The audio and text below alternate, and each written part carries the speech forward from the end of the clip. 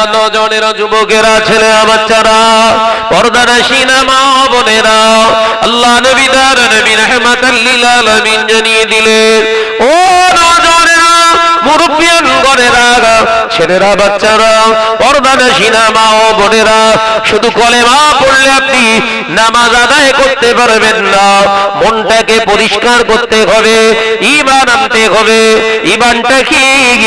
আমানতু বিল্লাহি, আমি আল্লাহকে আমার রব হিসাবে আমি মেনে নিলাম। আমি ঈমান আনলাম, আল্লাহর প্রতি বিশ্বাস আনলাম, আল্লাহ আমার রব, আল্লাহ আমার সব। আমানতু বিল্লাহি ওয়া মালাইকাতিহি, আল্লাহ পাকের অদৃশ্য, আমাদের অদৃশ্যমান আল্লাহ পাকের সৃষ্টি ফেরেশতাদের, সমস্ত ফেরেশতা, অসংখ্য আল্লাহর অগণিত ফেরেশতা রয়েছে, তাদের প্রতি আমিও বিশ্বাস করলাম। আমাদের চোখের আড়ালে তারা অবস্থান করে। ও নওজওয়ানেরা, যুবকেরা, জওয়ানেরা, তৃতীয় নাম্বার, ও মালাইকাতিহি ওয়া কুতুবিহি, জমা সেগা বহু বছর। তার মানে আল্লাহ পাক জানিয়ে দিলেন, ও আমার বান্দা বান্দীরা, শুধু আমার প্রতি ঈমান আনলে হবে না। আমি আল্লাহ পাক জানিয়ে দিলাম, আমার কিতাব, আমার দেওয়া বার্তা, আমার ওহীগুলো, আমি আল্লাহ পাক দুনিয়ার জমিনে যত নবী আলাইহিস সালাম পাঠিয়েছি, তাদের উপরে আমার নির্দেশ এসেছে, আদেশ নিষেধ এসেছে। সেই আদেশ নিষেধের প্রতি তোমার ঈমান আনতে হবে। সেগুলো হক, সেগুলো সত্য, সেগুলো হক। আল্লাহ পাকের হাবিব জানালেন, ওয়া কুতুবিহি ওয়া রাসূলিহি, এটাও হলো জমা সেগা বহু বছর। আল্লাহ পাক রব্বুল আলামিন জানিয়ে দিলেন, না না বান্দা, এরপরে সমস্ত নবী আলাইহিমুস সালাম, আল্লাহ আলাইহিমুস সালাতু ওয়াস সালামদের প্রতি ঈমান আনতে হবে। আমি সমস্ত নবী পয়গম্বরদের প্রতি ঈমান আনলাম। না বান্দা, এরপরে তুই যখন আমি আল্লাহর প্রতি ঈমান এনেছিস, ফেরেশতাদের প্রতি ঈমান এনেছিস, কিতাবের প্রতি ঈমান এনেছিস, নবীর প্রতি ঈমান এনেছিস, আমি আল্লাহ পাক রব্বুল আলামিন বলছি, শোন বান্দা, তাকদীরের উপরেও ঈমান আন। যা কিছু ঘটে আল্লাহর পক্ষ থেকে ঘটে, এটা যখন তুই বিশ্বাস করবি, আমি আল্লাহ পাক রব্বুল আলামিন বলছি, শোন বান্দা, এরপরেও আরো ঈমান আনতে হবে। ওরে আমার বান্দীরা, না না না, আমি আল্লাহ পাক রব্বুল আলামিন জানিয়ে দিচ্ছি, ও আমার বান্দা বান্দীরা, শুনে রেখে দে, জেনে রেখে দে, আমি আল্লাহ পাকের বান্দা শুধু নয়, এই দুনিয়াটা আমার জন্য ক্ষণস্থায়ী। মৃত্যুর স্বাদ গ্রহণ করে আখিরাত আমাকে পাড়ি দিতে হবে। আখিরাত বলে আমার একটা জায়গা হবে।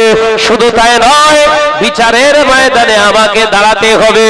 ও নওজওয়ানেরা, মুরব্বিয়ান গণেরা, এই ঈমান আপনার ভিতরে বিশ্বাস আনলেন, কিন্তু এর ভিতরে আপনার হয়েছে কি? এলাকায় বিরাট প্রচার প্রসার চলছে। এই বছরে যদি, এই 2026 সালে ভোটে যদি এই রুলিং পার্টিটা হেরে যায়, যদি এখানে অন্য সরকার তৈরি হয়ে যায়, তাহলে মুসলমানরা কিন্তু সুরক্ষিত থাকবে না। এই বিশ্বাসটা যখন আপনার ভিতরে আপনি আনবেন, এই বিশ্বাসের উপরে নামাজ আদায় করলে আল্লাহর দরবারে নামাজ কবুল হবে না।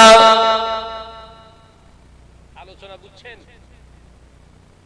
এরকম বহু মুসলমান সমাজে প্রচার প্রসার করে বেড়াচ্ছে। আমি কি ঠিক বলছি না ভুল? জোরে বল না ভাই। আমি আপনাদের ছোট ভাই, সেরকম দামি কোনো মানুষ না, সাধারণ ভাবতে পারে। আমি পশ্চিমবঙ্গ ছাড়া, আবার ওয়েস্ট বেঙ্গল ছাড়াও আমি বিভিন্ন রাজ্যে কিন্তু এরকম জলসা প্রোগ্রামে যাই আল্লাহর দয়ায়। দিল্লি, গুজরাট, মুম্বাই, মহারাষ্ট্রে, হরিয়ানা, পাঞ্জাব, রাজস্থান, উড়িষ্যা। আলোচনা বুঝতে পারছেন তো? এই যে কটা রাজ্যের নাম করলাম, সেখানে কিন্তু আমাদের এই রাজ্যের সরকার নেই বল আছে? জোরে বলদারি ভাই, সেখানে মুসলমান আছে বলে মনে হয়? হ্যাঁ, না না, মেরে দেশ।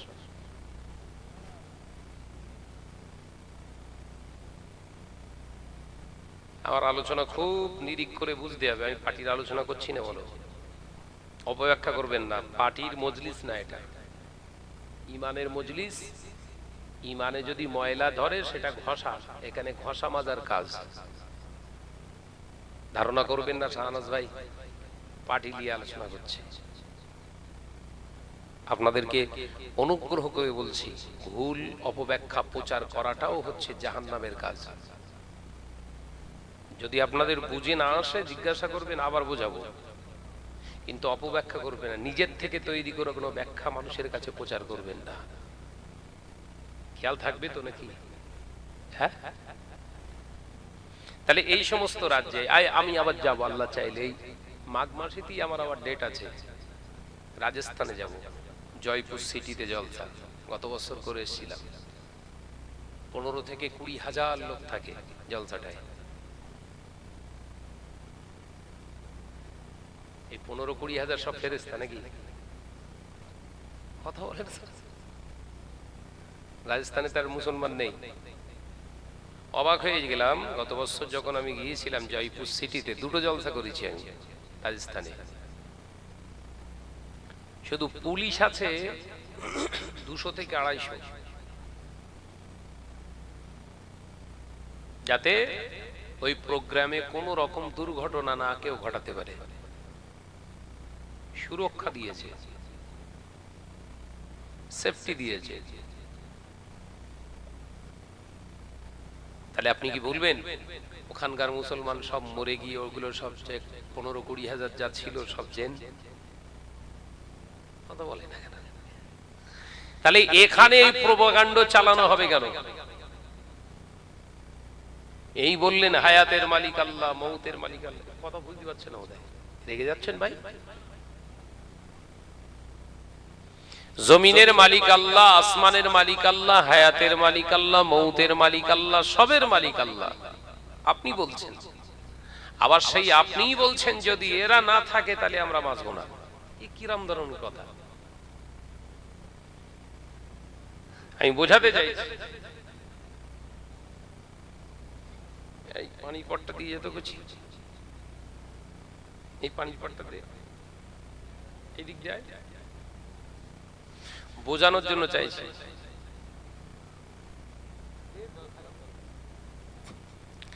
এটা একটা পানির পট, মা বোনেরা বুঝেলেন, এটা একটা পানির বোতল। তো এই পানির বোতলে 1 বোতল পানি ঢালবো, এই বোতলটায় কোনো জায়গায় ফাটা বা ছিদ্র নেই। এই বোতলের সিপিটা ভালো করে এঁটে দিয়ে এটা যদি কোনো সামসেটে ঘরের কোনো একটা জায়গায়, সুরক্ষিত জায়গায় আপনি রেখে দেন, 10 বছর পরেও এই পানিটা পাওয়া যাবে না? যাবে না?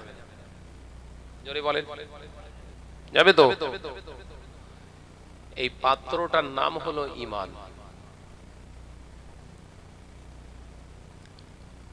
পাত্রটার নাম ঈমান।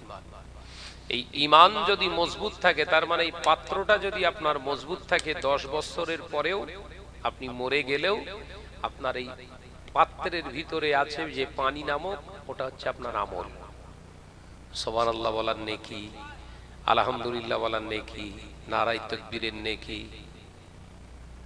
মারহাবান নেকি, নাত শরীফ পড়েছেন তার নেকি, নামাজ পড়েছেন, হজ করেছেন, যাকাত দিয়েছেন, ফিতরা দিয়েছেন, গরু জবাই করে কুরবানি করেছেন, মসজিদ বানিয়েছেন, মাদ্রাসা চালিয়েছেন, সব নেকি কোথায়? ঈমানের ভেতরে। ঈমানের উপরই দাঁড়িয়ে থাকে আমাল।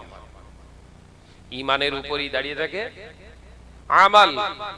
এখন ওই আমালটা ডিপেন্ড করছে কিসের উপরে? পাত্রের উপরে।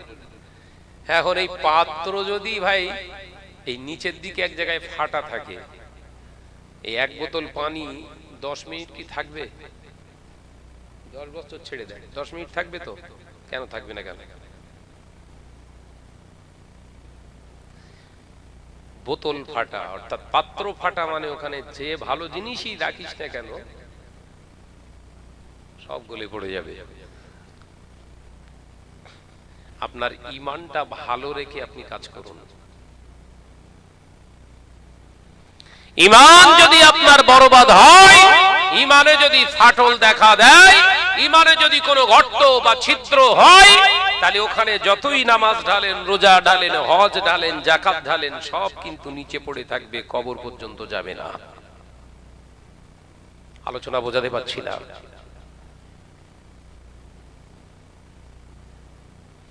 ইমানের প্রথম নাম্বার ফাটল ধরিয়ে ফেলেছেন, এই বিশ্বাস করে এই সরকার না থাকলে মুসলমানদের অস্তিত্ব বাংলায় থাকবে না।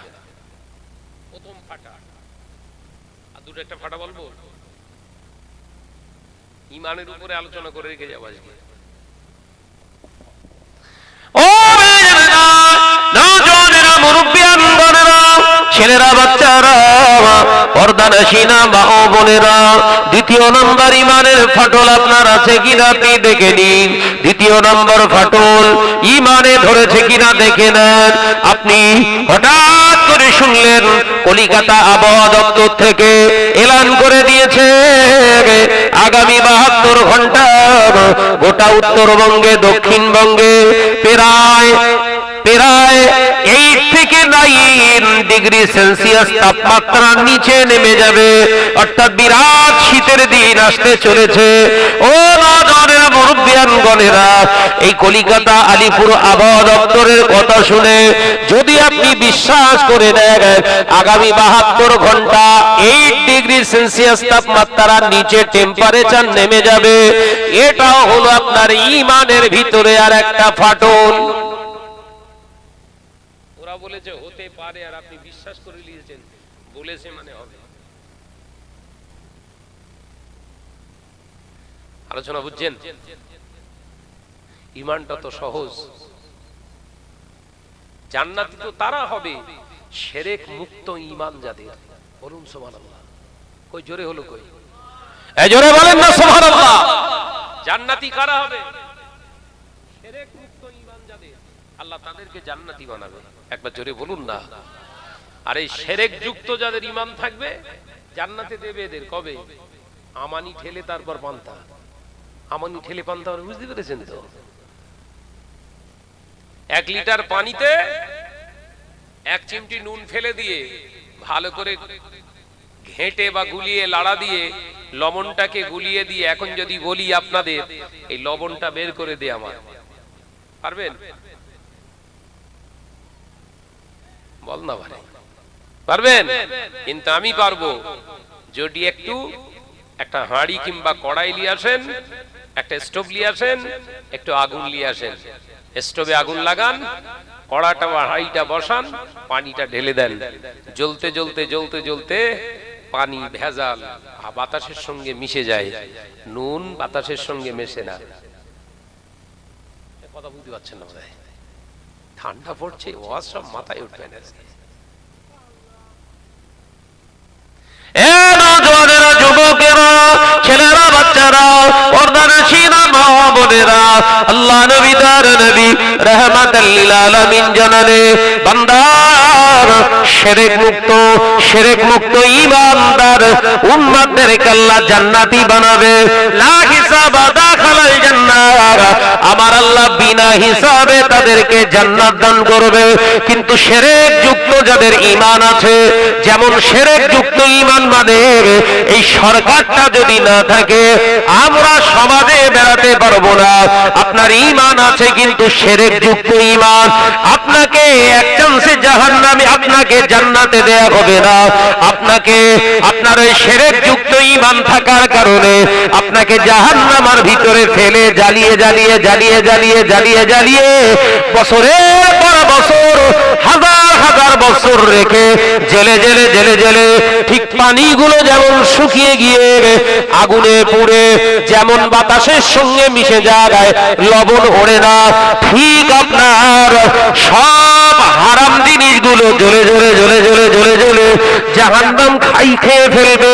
জাহান্নামের আগুন সব আপনার কাছ থেকে খেয়ে ফেলবে।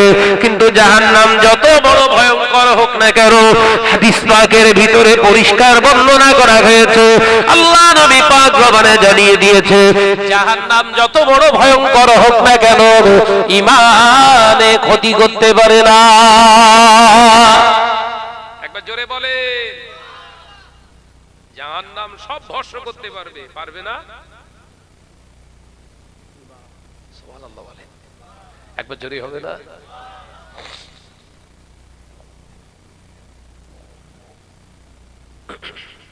তাহলে 2 নম্বর ফাটলটা বুঝতে পারছেন তো বাপ? আমি বিরাট কোরআনের আয়াত বলবো না, একটা কোরআনের আয়াত এখান থেকে শিক্ষা গ্রহণ করে বাড়ি চলে যান। একটা আয়াতের তাফসীর করে যাচ্ছি, ওই একটি আয়াতে কারিমার তাফসীর ঘরে নিয়ে চলে গিয়ে আমল করার নিয়তে শুয়ে পড়ুন। যতটুকু ঘুম হবে ফজরের নামাজটা আদায় করবেন। একটা মানুষ 80 বছর ধরে যে ইবাদত করলে যে নেকি হতো, সেই নেকি আল্লাহ আপনার নামায় আমলে দান করবেন। একবার জোরে বলেন। আপনি এতগুলো আয়াত দিয়ে পাকাচ্ছেন কেন? সমাজে এরকম আলেম বেরিয়েছে না? এত নম্বর পৃষ্ঠায়, এত নম্বর লাইনে, এত নম্বর রুকি আছে, বলে না বলে না বলে না? হ্যাঁ, এত নম্বর পারায়, এত নম্বর সূরায়, এত নম্বর আয়াত, এত নম্বর রুকু, এত নম্বর পৃষ্ঠায়, এত নম্বর লাইন, নিচের দিকে না উপরের দিকে? হ্যাঁ, ওই হুজুরকে যদি জিজ্ঞাসা করা হয়, হুজুর ডোন্ট মাইন্ড, কিছু মনে করবেন না, একটুখানি হুজুর বললে ভালো হয়, আল্লাহ কি এরকম পৃষ্ঠা ধরে ধরে নাযিল করেছিলেন, আয়াত নাম্বার ধরে ধরে? এই আমার হাবিব, আমি 17 নম্বর সূরা আরাফের 17 নম্বর আয়াত দিচ্ছি। এই আমার হাবিব, সূরা কাউসারের 3 নম্বর আয়াত দিচ্ছি। এই হাবিব, সূরা আলে ইমরানের 22 নম্বর আয়াত দিচ্ছি। এরকম বলেছিলেন? হুজুর বলবেন না। তাহলে আপনি বলেন কেন? আলোচনা বুঝতে পারে না। আল্লাহ যদি না বলে হাবিবকে পাঠায়, তাহলে আপনি আমাদের কাছে এত কেরামতি দেখাচ্ছেন কেন? আমাদের কাছে আকর্ষণ করার জন্য? আপনি আগের বছরের দাওয়াতটা কনফার্ম করতে চাইছেন, এই তো? নলি বলুন, পৃষ্ঠার নাম্বার বললে, রুকু নাম্বার বললে, আয়াত নাম্বার বললে, সূরার নাম বললে দুটো নেকি বেশি হয় তো? হুজুর দুটো নেকি বেশি দেবে তো আল্লাহ? তখনও বলবে না। তাহলে বলছেন কেন? আর আলোচনা বুঝতে পারছেন? এগুলোও এক প্রকার ধোঁকা। কিসের ধোঁকা? সময়ের ধোঁকা। যে ভাজ মেরো না, জাতি ধ্বংস হয়ে যাচ্ছে, জাতিকে বোঝাও। আসক্ত নামাজ আদায় করছে, মসজিদ তৈরি করে ফেলেছে, কি সুন্দর, কিন্তু কোন টাকায় মসজিদ বানাতে হয় ওমলি সাহেব জানে না। জাতি পঙ্গু হয়ে গেছে, জাতি ধ্বংস হয়ে গেছে। মসজিদ বানাতে হবে, বিরাট মিনার বানাতে হবে, গম্বুজ বানাতে হবে, প্লেট লাগাতে হবে, মার্বেল লাগাতে হবে। জাতি মসজিদ তৈরি করে ফেললো, জাতি জানলো না কোন জায়গার উপরে মসজিদ তৈরি করা যায়। কথা বলে না। ওই মুর্শিদাবাদে আবার একটা বাবরি হবে, আমরা সব বগল বাজাচ্ছি, বিরাট খুশির খবর। খুশির খবরের ভেতর দিয়ে দেখি যে বাবরি মসজিদ তৈরি করার জন্য কানাই লাল বলে একজন ব্যক্তি ইট মাথায় করে এসেছে। ভুল বলতিস নাকি? কানাই লাল ঘোষ, সেই বেচারা দেখি যে 6টা ইট মাথায় করে আসছে। কি ব্যাপার কাকা? এসব গেছে সাংবাদিকরা, আপনি ইট নিয়ে কোথায় যাবেন? বাবরি মসজিদ করব। হ্যাঁ গো, হিন্দু ভাইদের কাছ থেকে টাকা নিয়ে, এই ইট নিয়ে, সাহায্য নিয়ে কোনো ধর্মীয় উপাসনালয় ইসলামে করা হালাল। ওই স্টেজে তো মুফতি, হুফতি, গুপ্তি সব এক জায়গায় ছিল, ফতোয়া দেয়নি কেন? কথা বলছেন না কেন? আমি কি ভুল বলছি না? ঠিক জোরে বলে। ওই স্টেজে পাগড়িধারী, জুব্বাধারী, হুব্বাধারী, গুব্বাধারী সব দাঁড়িয়ে ছিল। সে পাগড়ি দেখলি শয়তান পর্যন্ত ভয় খাচ্ছে, এইরকম পাগড়ি তো আমি পরিনি, কি ধরনের পাগড়ি? ফতোয়া দেওয়া হয়নি কেন?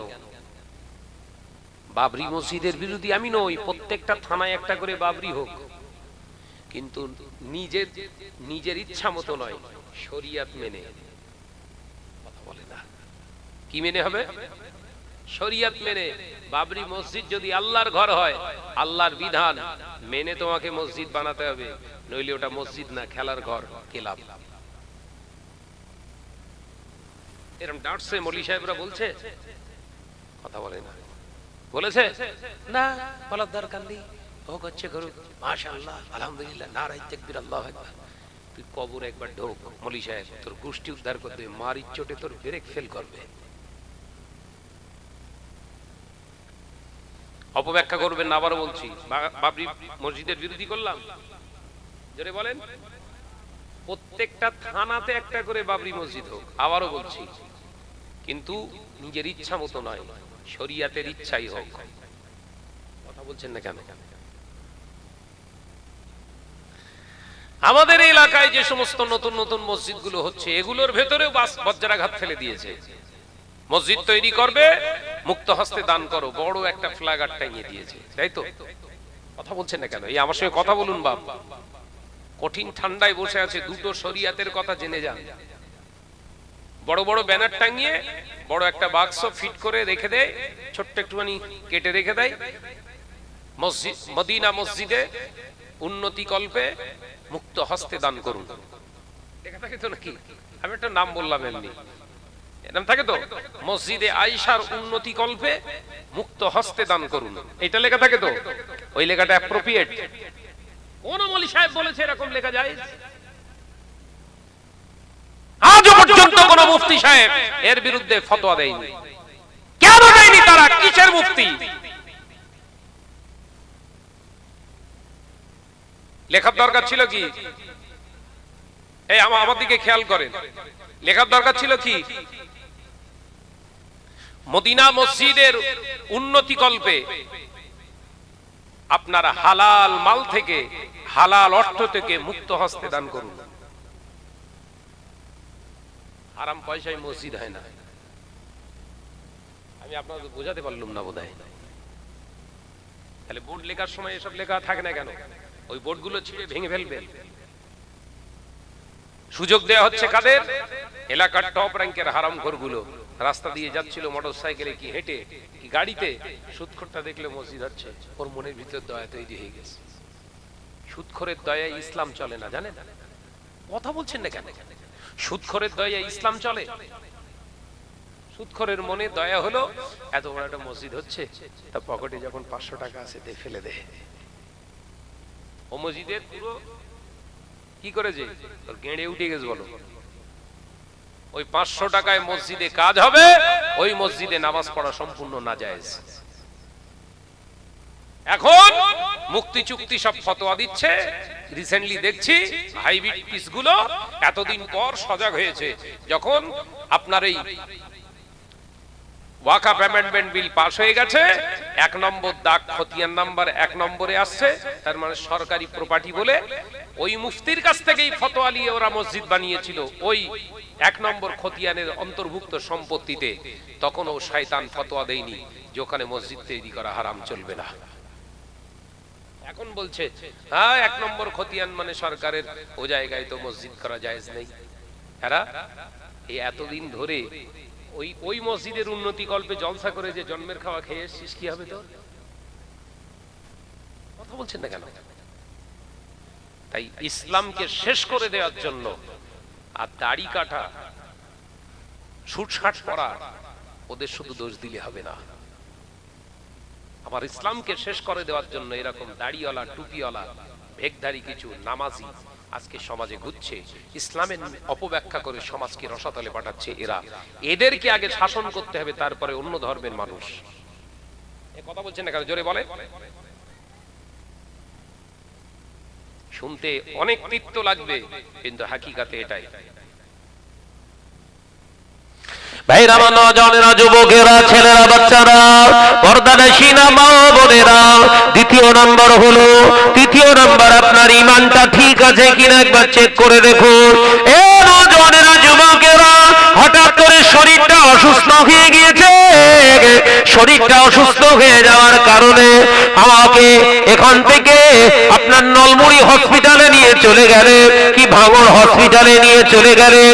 ডাক্তার চেক আপ করলেন, হবে না, এখান থেকে রেফার করে নিয়ে চলে গেলেন আপনার রুবিতে ভালো করে ট্রিটমেন্ট করে চেক আপ করে বললেন হবে না, ওখান থেকে রেফার করে মুম্বাইয়ের নীলাবতী হাসপাতালে ভর্তি করা হলো। মুম্বাইয়ের ডাক্তারেরা চেক আপ করে বললেন হবে না, ওখান থেকে নিয়ে চলে গেলেন ভেলোরে নিয়ে গিয়ে ট্রিটমেন্ট ট্রিটমেন্ট করলেন, দিনের পর দিন একটানা 1 মাস ট্রিটমেন্ট করার পরে আল্লাহ পাকের অশেষ মেহেরবানিতে সুস্থ হয়ে গিয়েছি। ও কাটালিয়ার মুসলমানেরা, সুস্থ হয়ে বাড়ি ফিরেছি। বাড়ি ফেরার পরে মসজিদে নামাজ আদায় করতে গেলাম। প্রথম কাতারের মুসল্লি, আবার প্রথম কাতারে এসে নামাজ আদায় করলাম। নামাজের শেষে সবাই আমাকে এসে সালাম করছে, মুসাফা করছে, ভালো মন্দ জিজ্ঞাসা করছে। সবাই বলছেন ভাইজান আপনার তো অবস্থা খুবই সংকটময় ছিল, দুর্বিষহ অবস্থা, আপনার এই হালাত থেকে আপনি এখন সুস্থ হয়েছে। ওই সময় আমি জবান দিয়ে মুখ থেকে বলছি, না ভাই আমি তো বাঁচবো বলে কেউ আশা দেয়নি। সবাই বলেছিল মারা যাব, কেউ আমাকে আর হসপিটালে নিতে যায়নি। ভাঙড় ফিরিয়ে দিল, ওখান থেকে রুবি ফিরিয়ে দিল, ওখান থেকে আপনার মুম্বাই ফিরিয়ে দিল। আমি ভেলোরে গেলাম, ভেলোরের ডাক্তার অনেক চেষ্টা করে আমাকে বাঁচিয়ে তুলেছে। আমি এখন সুস্থ। ডাক্তার যদি বলতে হয় ওরাই হচ্ছে আসল ডাক্তার। ইমান ঠিক আছে না ভেতরে ফাটল? চোরে বল না রে ভাই, এই ইমান সুস্থ আছে না ইমানে জ্বর? ওই জোরো ইমান নিয়ে নামাজ পড়ে জান্নাতে যাওয়া যাবে? কোন হুজুর বলেছে ওটা ডেকে নিয়ে আয়, ওর মুক্তিগিরি ঘোষাবো আমি?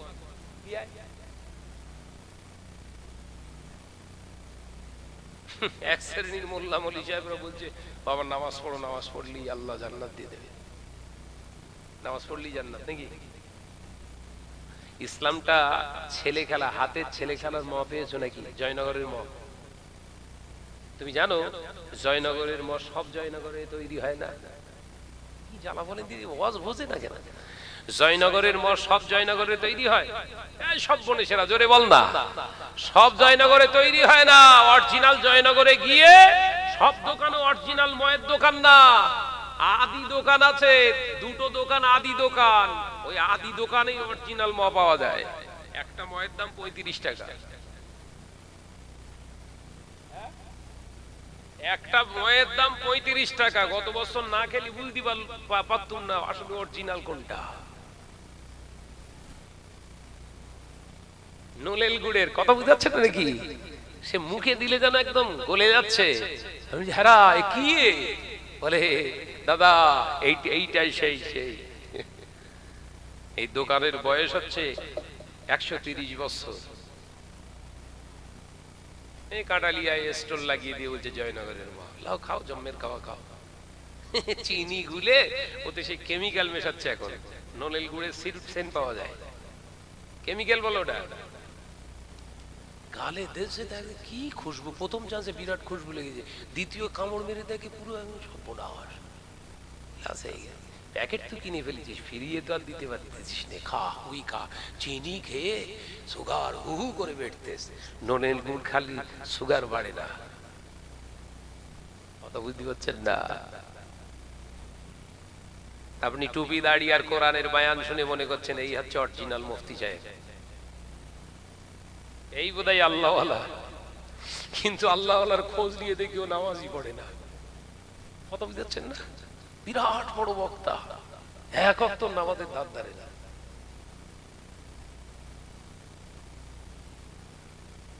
সব দোকানে নলের গুড় পাওয়া যায়, বুঝতে পেরেছেন তো? কথা বুঝতে পারছেন নাকি? সব দোকানেই নলেল গুড় পাওয়া যায়, নলেল গুড়ের ম। খাওয়ার পরে বোঝা যায় আসলে নলেল গুড় না ভেজাল। টেস্ট করে দেখুন। ও বেজনেরা, নওজওয়ানেরা, মুরব্বিয়ানে গনেরা, ছেলেরা, বাচ্চারা, পর্দানশীরা, মা ও বোনেরা, আলোচনা বুঝুন। তাহলে আপনি ওই ইমানে নামাজ আদায় করলে, ওই ইমানে নামাজ আদায় করলে জান্নাত পাওয়া আপনার জন্য অধারা হয়ে যাবে। জান্নাতের স্বপ্নটা আপনার জীবনে অসম্পূর্ণ রয়ে যাবে। ও পর্দানশীরা, মা ও বোনেরা, 4 নাম্বার ইমানে ফাটল। আপনি ভালো করে লক্ষ্য করে দেখুন 4 নাম্বার আপনার ইমানে ফাটল আছে কিনা। ও নওজওয়ানেরা, মুরব্বিয়ানগণেরা, আজকে বহু মুসলমান দাড়িওয়ালা, টুপিওয়ালা, অনেক পাগড়িওয়ালা বলতে শুরু করেছে ভারতবর্ষের প্রোটোকল মানলে, ভারতবর্ষের আইন শৃঙ্খলা মানলে, ভারতবর্ষের কনস্টিটিউশনকে যদি ফলো করে চলতে হয়, শুধু আপনার জীবনে না ধারণ করলে আপনার জীবনে কিছুই করতে পারবেন না। নাউজুবিল্লাহ বলে। এক শ্রেণীর মৌলী সাহেব এখন নতুন নতুন অর্থ শুরু করেছে যে আপনি সুদ ছাড়া বাঁচতে পারবেন না। তার মানে কি? এ মাল খায়, কথা বুঝাচ্ছেন না?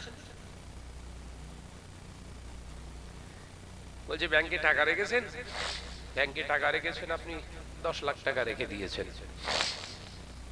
ওই টাকাটা তো আপনি ব্যাংকে রেখেছেন, আপনার টাকাটা তো ওইভাবে ব্যাংকে ফেলে রাখিনি, ওরা আপনার ওই টাকাটা নিয়ে খাটাচ্ছে, ব্যাংকে খাটাচ্ছে। তার মানে আপনার টাকার তো বসে নেই, আপনার টাকাটা তো পরিশ্রম করছে। তাহলে ওই টাকার উদ্বৃত্ত মানে ইন্টারেস্ট আপনাকে যদি দেয় তাহলে আপনার হারাম হবে কেন? ওটা হালাল। নাউজুবিল্লাহ বলেন, এই জোরে বলেন নাউজুবিল্লাহ। আপনি ব্যাংকে টাকা রেখে দিয়েছিলেন কি বাড়ানোর জন্য না সেফটি থাকার জন্য? যারা বলেন কথা বলে না তো, সেফটি তো। আপনি যখন ব্যাংকে টাকা রাখবেন সেফটির জন্য, তখন আপনার ব্যাংক থেকে টাকা বাড়বে না, টাকা কমবে। কারণ পাহারাদারকে রাখলে তার মাইনে দিতে হয়। কথা বলছেন না কেন? আলোচনা বুঝতে পারছেন না? ব্যাংকে আপনি টাকা রেখেছেন, তার মানে সিকিউরিটি। আপনি আপনার মানিটাকে সিকিউরিটির ভিতরে রাখতে চাইছেন, বরঞ্চ পার মান্থলি আপনার ওই মেন অ্যাকাউন্ট থেকে তাকে দেয়া উচিত পারিশ্রমিক হিসাবে ব্যাংকে। ব্যাংক থেকে নিচ্ছেন, তার মানে বিনা পারিশ্রমে পরিশ্রম গ্রহণ করা ইসলাম শরীয়ত আপনাকে বৈধতা দিয়েছে। মুক্তি সে জ্ঞান হয়নি, বড় পাগড়ি মাথায় লাগিয়ে রেখেছে, মনে করছে আমার মতো হুনুয়ার এলাকায় কেউ নেই। কিন্তু যে হুনুমান অনেকেই জানে না। আলোচনা বুঝতে পারছেন না? ও হুনু না বলো, হুনুমান। জাতি শেষ হয়ে যাচ্ছে। বহু মুসলমান তাদের খপ্পরে পড়ে ঘরের মেয়েরা, ঘরের যুবতীরা, ঘরের মা বোনেরা অনেকেই সুদের সঙ্গে জড়িয়ে পড়েছে। ও পর্দানাশীরা মা বোনেরা, আল্লাহ কোরআনে জানিয়েছেন ওয়ালা তাকরাবুজ জিনা, খবরদার আমি আল্লাহ পাক রব্বুল আলামিন জানিয়ে দিলাম জিনার ধারে কাছে তোমরা যেও না। জিনা হচ্ছে ফাহিশা কাজ, খবরদার জিনার ধারে কাছে যেও না, ওটা তোমাদের জন্য হারাম। পাশাপাশি আর আল্লাহ পাক রব্বুল আলামিন জানিয়েছে, খবরদার আমি আল্লাহ পাক রব্বুল আলামিন জানিয়ে দিচ্ছি, আমি আল্লাহ জানিয়ে দিচ্ছি ওয়ালির রিবা, খবরদার খবরদার সুদের ধারে কাছে তোমরা যাবে না, সুদের মাল তোমরা ভক্ষণ করবে না, সুদ দেবে না, সুদ খাবে না, ওটাও হলো তোমাদের জন্য হারাম। ও মুসলমান ভাই বাবাজিরা, আল্লাহ নবী পাক জবানে জানিয়ে দিয়েছে, নবী আমার পাক জবানে জানিয়ে দিলেন, বাবা সাহাবীরা এমন একটা দিন আসবে, সময় আসবে যেদিনে দেখতে পাওয়া যাবে আমার উম্মতিরা নামাজ আদায় করবে, রোজা আদায় করবে, হজ আদায় করবে, যাকাত আদায় করবে, কিন্তু আমি নবী জানিয়ে দিলাম তাদের অন্তরে আল্লাহর ভয় থাকবে না। এই হাদিসটি কোন কিতাবে পাবেন? মুসনাদে আহমদ বলে একটি কিতাব আছে, সিয়াসেতার অন্তর্ভুক্ত অনেকে মুহাদ্দিসিনগণ বর্ণনা দিয়েছেন। এটা হলো সিয়াসেতার অন্তর্ভুক্ত মুসনাদে আহমদ শরীফে আল্লাহ নবী পাক জবানে জানিয়ে দিয়েছে, নামাজ আদায় করবে, রোজা আদায় করবে, হজ আদায় করবে, যাকাত আদায় করবে। ও সাহাবীরা, আমি নবী জানিয়ে দিলাম মসজিদ ভর্তি মুসল্লি পাওয়া যাবে, অথচ আল্লাহকে ভয় করনেওয়ালা মুসলমান পাওয়া যাবে না। আল্লাহ নবী সাহাবীরা প্রশ্ন করলেন, মানহা উলাই ইয়া রাসূলুল্লাহ, ইয়া হাবিবাল্লাহ, হুজুরেরা কারা, এদের পরিচয় একবার দিন। আল্লাহ নবী বললেন, আলির রিবা, এরা হলো সুদের লেনদেনকারী, সুদখোর। কাদের কথা বলেছে? বলেন বলেন বলেন বলেন। সব চুপ করে, আর কিছু বলে না। বিশ্বনবী কাদের কথা বলেছেন? এরা সুদের লেনদেনকারী, সুদখোর। আপনি নামাজ দিয়ে জান্নাত খুঁজতে চাইছেন, অথচ নবী বললেন এদের ভেতরে আল্লাহর ভয় থাকবে না। তা আল্লাহর ভয় নেই তো নামাজ কোথায়?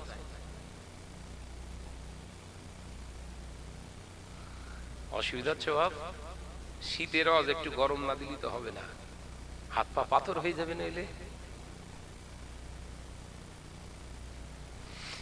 আপনি এক মুষ্টির উপরে দাড়ি রেখে মাথায় টুপি দিয়ে হজ মেরে চলে এলেন, এখনো জানলেন না কার উপরে হজ ফরজ।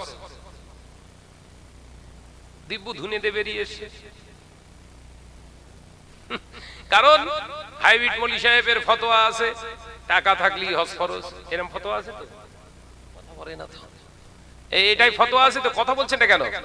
টাকা থাকলেই আপনার জন্য হজ ফরজ।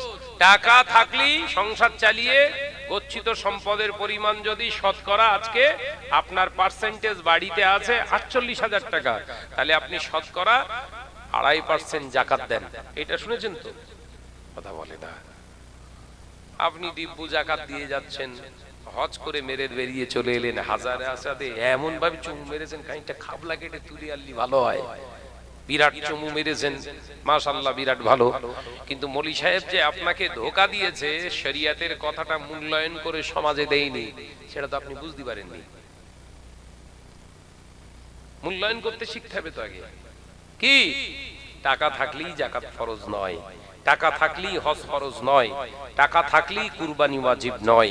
হালাল টাকা থাকলে জাকাত ফরজ, হালাল টাকা থাকলে হজ ফরজ, হালাল অর্থ থাকলে হালাল অর্থ থেকে কুরবানি দেওয়া ওয়াজিব। একবার জোরে বলুন। দেখেছেন কথার পার্থক্য কেরকম হয়ে গেছে? এতদিন শুনেছিলেন টাকা থাকলেই জাকাত ফরজ, কিন্তু ওটা হচ্ছে শয়তানের কথা, শরীয়তের না। শরীয়তের কথা কোনটা? হালাল টাকা থাকলে জাকাত ফরজ। বলুন সুবহানাল্লাহ। একবার জোরে হবে না? যাকাতটা তো একটা ইবাদত।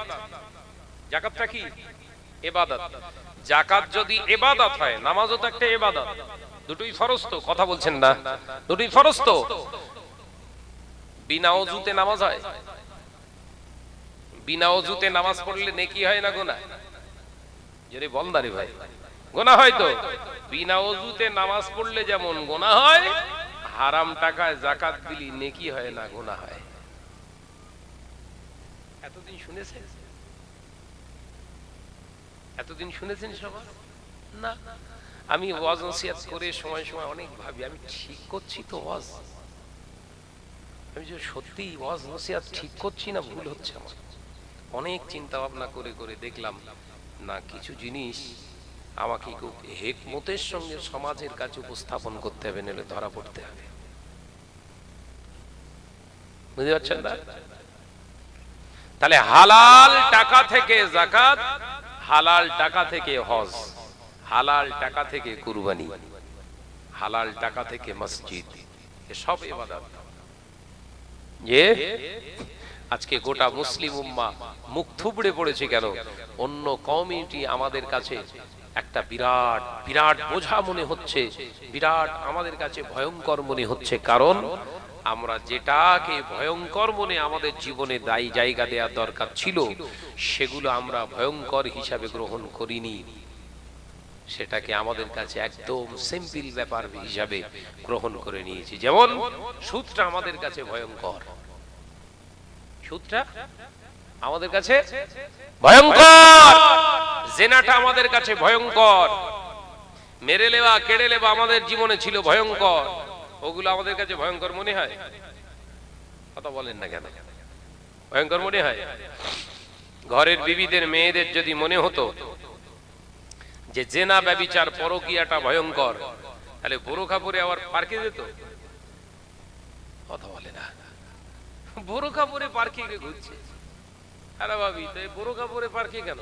বলে এটা পর্দার ব্যাপার আছে। এই ভাই, পর্দা করিস না জর্দা? সব চুপ করে সব পর্দা না জর্দা? 360 গোপাল জর্দা। যে মহিলাটা বোরখা পরে ওই আপনার পার্কে ঘরে বেগানা পুরুষের সঙ্গে অবৈধ ফোনে কথা বলে, ও আজ যাই করুক পর্দা করিনি। কারণ পর্দাটা কি ওকে বোঝানো হয়নি। পর্দা মানে এটাই, নিজের চেহারাটাকে যেমন ঢেকে রাখা, বেগানা পুরুষের থেকে নিজেকে সেভ রাখা, ঠিক তদ্রূপ নিজের চোখটাও বেগানা পুরুষের দিক থেকে নিজেকে গুটিয়ে রাখা, এটার নাম হলো পর্দা। একবার জোরে বলো, একবার জোরে হবে না সুবহানাল্লাহ? বাকি সব জর্দা। আমার দেখতে দেবো না, লোকের দিকে বেড়াবো, এটা কি কথা বলে না তো? যদি বলেন কি এটা জর্দা। মেয়েরা, নজনেরা, যুবকেরা, ছেলেরা, বাচ্চারা, পর্দানশীনা মা ও বোনেরা, আল্লাহ নবী দয়ার নবী রাহমাতাল লিল আলামিন কলিজার সাহাবী হযরত ওমর ইবনে খাত্তাব রাদিয়াল্লাহু তাআলা আনহু রাতের অন্ধকারে হুজুর আমার শুয়ে আছে, শয়ন কক্ষে শুয়ে আছে। দিন ও দুনিয়ার বাদশা হাবিবুল্লাহ নবী জনাবে মুহাম্মদুর রাসূলুল্লাহকে সাল্লাল্লাহু আলাইহি ওয়াসাল্লাম স্বপ্ন যোগে আল্লাহ নবী দিদার দিয়ে দিলেন। হযরত ওমরকে স্বপ্ন যোগে দিদার দিয়ে দিলেন। ও আমার মা, ও আমার মা, আমিরুল মুমিনিন খলিফাতুল মুসলিমিন হযরত ওমর, আল্লাহ পাক তোমাকে অর্ধ পৃথিবীর শাসক বানিয়েছে। ও আমার ওমর, আমি রাসূলুল্লাহ সাল্লাল্লাহু আলাইহি ওয়াসাল্লাম তোমাকে কি সংবাদ দিয়ে যায় শোনো। এ আমার ওমর, মসজিদুল আকসার চাবি, বাইতুল মুকাদ্দাসের চাবিটা ইহুদিরা জোর করে দখল করে রেখেছে। এ আমার সাহাবী ওমর, তুমি ইহুদিদের কাছে চাবিটা রেখো না। আমি রাসূলুল্লাহ জানিয়ে দিলাম ওটা আমার পূর্বের কিবলা ছিল মসজিদুল আকসা, ওই বাইতুল মুকাদ্দাসটা ছিল মুসলমানদেরই কিবলা। ও আমার সাহাবী ওমর, আমি নবী বলছি শুধু ওটা কিবলা ছিল না, আমি নবী নিজে নামাজ আদায় করেছি। আমি শুধু নবী নিজে একা আদায় করিনি, আমি নবীর ইমামতিতে 1,23,999 জন নবী আমি রাসূলুল্লাহর পিছনে নামাজ আদায় করেছে। একবার জোরে হবে না? আরেকটু জোরে হবে না? ও আমার সাহাবী ওমর, আমি নবী তোমাকে জানাচ্ছি, তোমাকে জানিয়ে দিচ্ছি বাবা মা, ইহুদির কাছে চাবি রেখো না, ইহুদির কাছ থেকে নিয়ে নিও। আল্লাহ নবীর স্বপ্ন দেখানো শেষ, হযরত ওমরের ঘুমটা ভেঙে গেল। মদিনার মসজিদে নববী শরীফে হযরতে বেলালের জায়গায় একজন মুয়াজ্জিন আযান দিতে শুরু করলেন। আল্লাহু আকবার,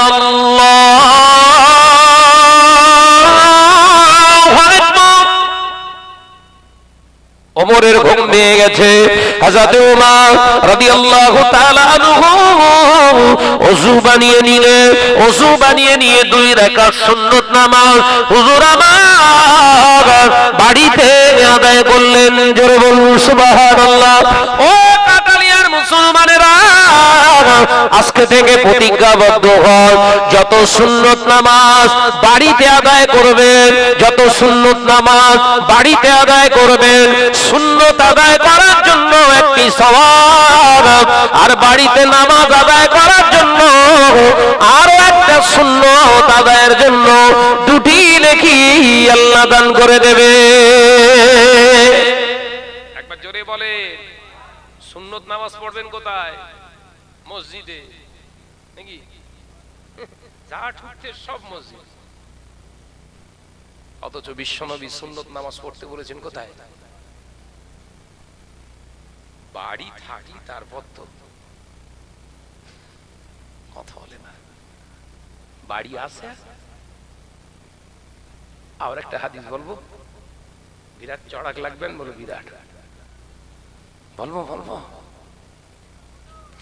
যে মুসলমানের ঘরে নামাজ হয় না, যে মুসলমানের ঘরে কোরআন তেলাওয়াত হয় না, যে মুসলমানের ঘরে জিকির আজকার হয় না, নবী আমার পাক জবানে জানিয়ে দিলেন ওই মুসলমানের ঘরটা ঘর নয়, ওটা হলো কবর। মুসলমানের ওটা ঘর নয়, ওটা হলো কবর।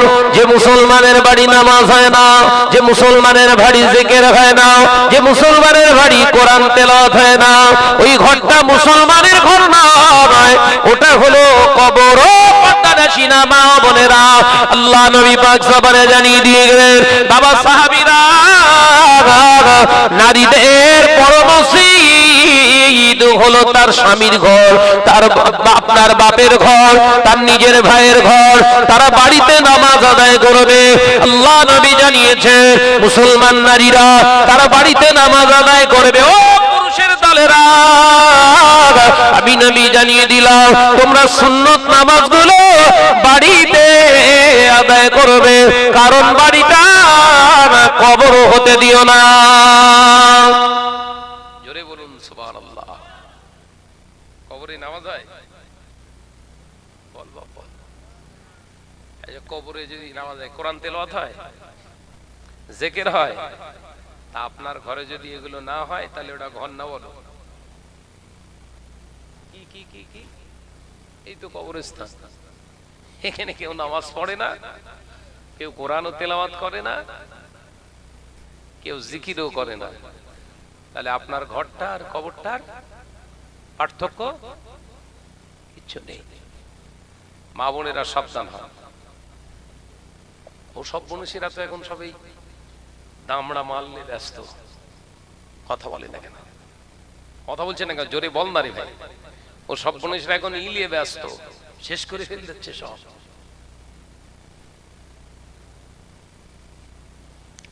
ও নজরের যুবকেরা, ছেলেরা, বাচ্চারা, মুসলমান কখনো দুর্বল নয়, মুসলমান কখনো দুর্বল নয়, কিন্তু মুসলমান যদি হারামখোর হয় তখন সে শুধু মুসলমান নয়, হারামখোর মুসলমান হয়।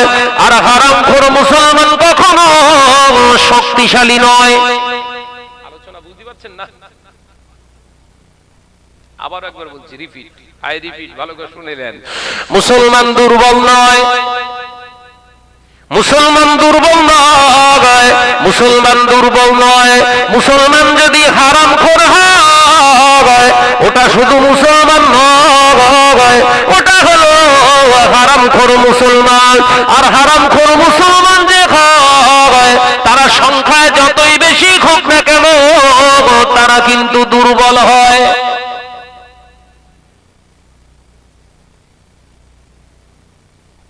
বিশ্বনবীর সাহাবী হযরতে ওমর ইবনুল খাত্তাবের ঘুম ভেঙে গেছে, বাড়ি সুন্নত নামাজ আদায় করলেন।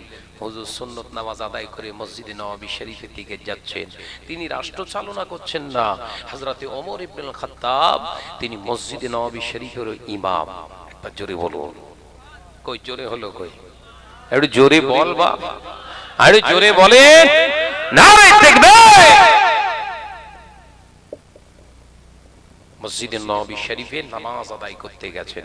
ইমামতির জায়গায় দাঁড়িয়ে হযরতে ওমর ইবনুল খাত্তাব রাদিয়াল্লাহু তাআলা আনহু নামাজে ইমামতি করলেন। মদিনার মসজিদে নববী শরীফে ইমামতি ছেড়ে দিয়ে, হুজুর ইমামতি ছেড়ে দিয়ে অর্থাৎ নামাজ সম্পূর্ণ করে ডান দিকে সালাম ফিরিয়ে বাম দিকে সালাম ফিরিয়ে হযরতে ওমর ইবনুল খাত্তাব রাদিয়াল্লাহু তাআলা আনহু ডান দিক দিয়ে ঘুরে বসে উঠে দাঁড়িয়ে পড়লেন। আল্লাহ নবীর সাহাবী হযরতে ওমর ইবনুল খাত্তাব রাদিয়াল্লাহু তাআলা আনহু আওয়াজ দিয়ে বললেন, ও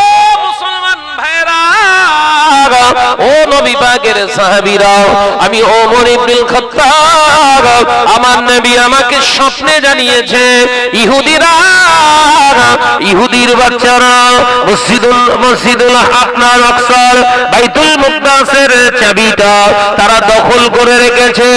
আল্লাহ নবী আমাকে স্বপ্নে জানিয়েছে, আমার নবী হুকুম দিয়েছে তাদের কাছ থেকে নিয়ে আসা। কে আছো মুসলমান? আমি ওমর মনে করি 10,000 সৈন্য মুসলমান জেরুজালেমে অংশ নেবে, জেরুজালেমের মিশনে অংশ নেবে। কে কে যাবে হাত ওঠাও। বলার সাথে সাথে হযরত ওমরের কথা পেয়ে সবাই হাত উঠিয়ে দিলে। একবার জোরে হবে, আরে জোরে হবে না? আর আমরা শুধু বলছি ওয়াকফ স্টেটের সম্পত্তি সব বেদখল হয়ে যাচ্ছে, কে কে কলিকাতায় যাবি বল। চুপ করে।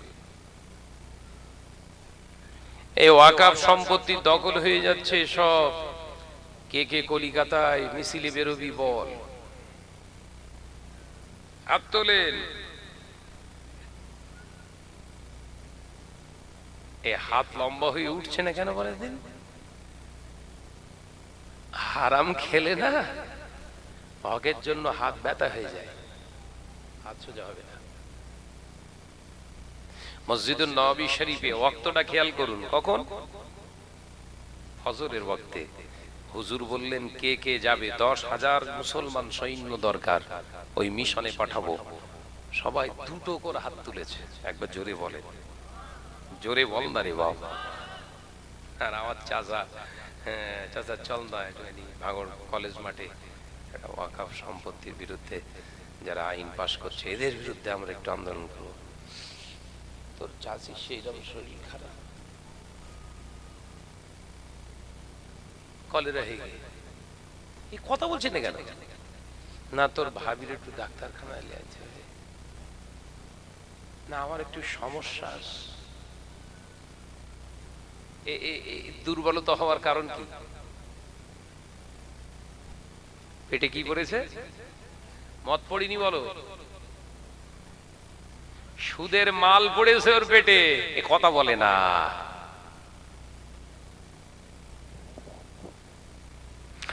ও নওজোয়ানেরা, মুরব্বিয়ান গণেরা, মদিনার মসজিদুন নববী শরীফে আল্লাহ নবীর সাহাবীরা সবাই হাত উঠালেন।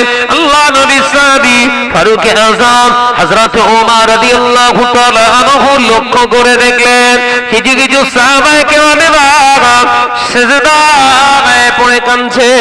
হযরত ওমর রাদিয়াল্লাহু তাআলা আনহু একজনের পিঠে হাত দিয়ে বললেন, ও আমার ভাই, আপনি রোনাজারি কেন করে, কেন কান্নাকাটি করে?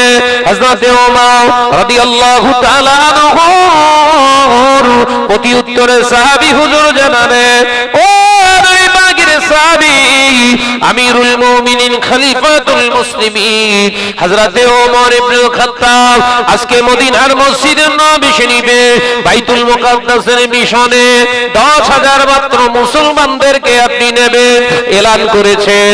এখানে 10,000 মুসলমান শুধু নয়, বহু বহু মুসলমান নামাজ আদায় করতে যেতে সবাই হাত উঠিয়েছে।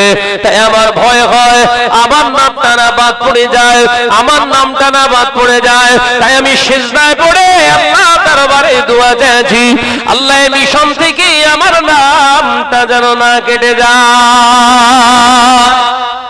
একবার জোরে বলো, হালালের গুণ। কিসের গুণ? পেটে হালাল থাকলে হক কথা বলতে ভালো লাগবে। 2 নম্বরই মাল যদি পড়ে বাবরি মসজিদের স্টেজে বসে কাজ হবে না, কথা বলে না কেন?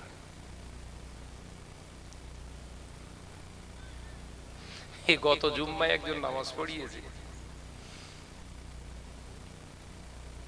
তারে দেখে আমার মনে হচ্ছে খুব আফসোস হচ্ছে যে এতগুলো মুসল্লির নামাজগুলো সব সব একা খেয়ে ফেলেছে। কেন বলেন দিন? সে ওয়াজ করে, স্টেজে ওয়াজ করতে করতে বলে আল্লাহর নবী 2 নয় 1। নাউজুবিল্লাহ বলেন, জোরে বলেন, জোরে বলেন। আল্লাহর নবী যে 1 বলে, আল্লাহ এবং রসুলকে যারা 1 বলে ওদের ঈমান আছে বলে মনে হয়? আল্লাহ হলেন স্রষ্টা আর নবী হলেন সৃষ্টি। সৃষ্টি কখনো স্রষ্টা হয়? অমলি সাহেবের জ্ঞান হয়ে নিয়ে এই গত জুম্মায় সে আবার নামাজ পড়িয়ে, কথা বুঝতে যাচ্ছেন নাকি?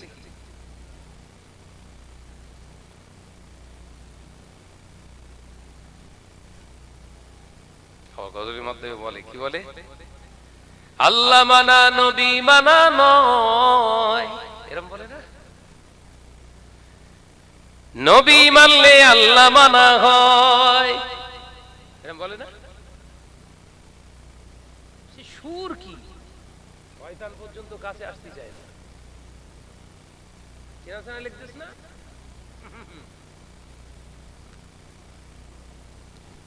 ছি ছি ছি,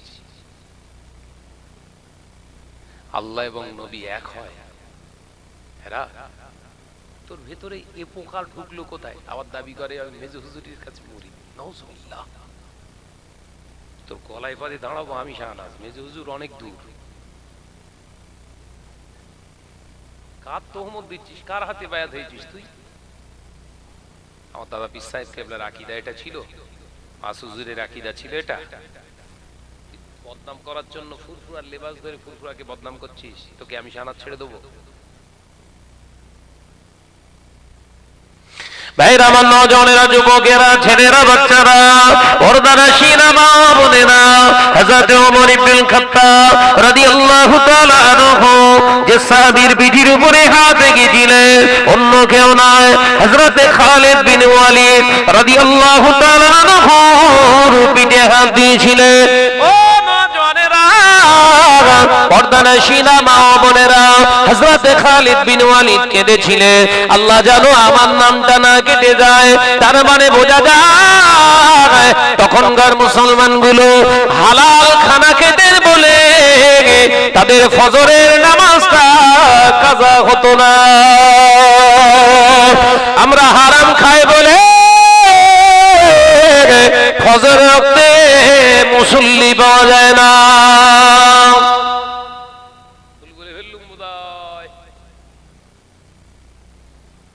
তখনকার মুসলমানদের হালাল হারামের জ্ঞান ছিল বলে ফজরের নামাজ কাদা হতো না।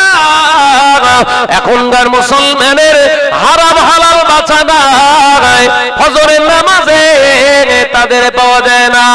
ও পর্দানশীনা মা বোনেরা, শুনে রেখে দেন, আমার একজন অমুসলিম একজন বন্ধু, সনাতনী বন্ধু আমায় বলেছিলেন, শাহনাজ ভাই, এই মুসলমান আবার গোটা পৃথিবীতে রাষ্ট্র কায়েম করবে, গোটা পৃথিবী আবার শাসন করবে, কবে জানেন?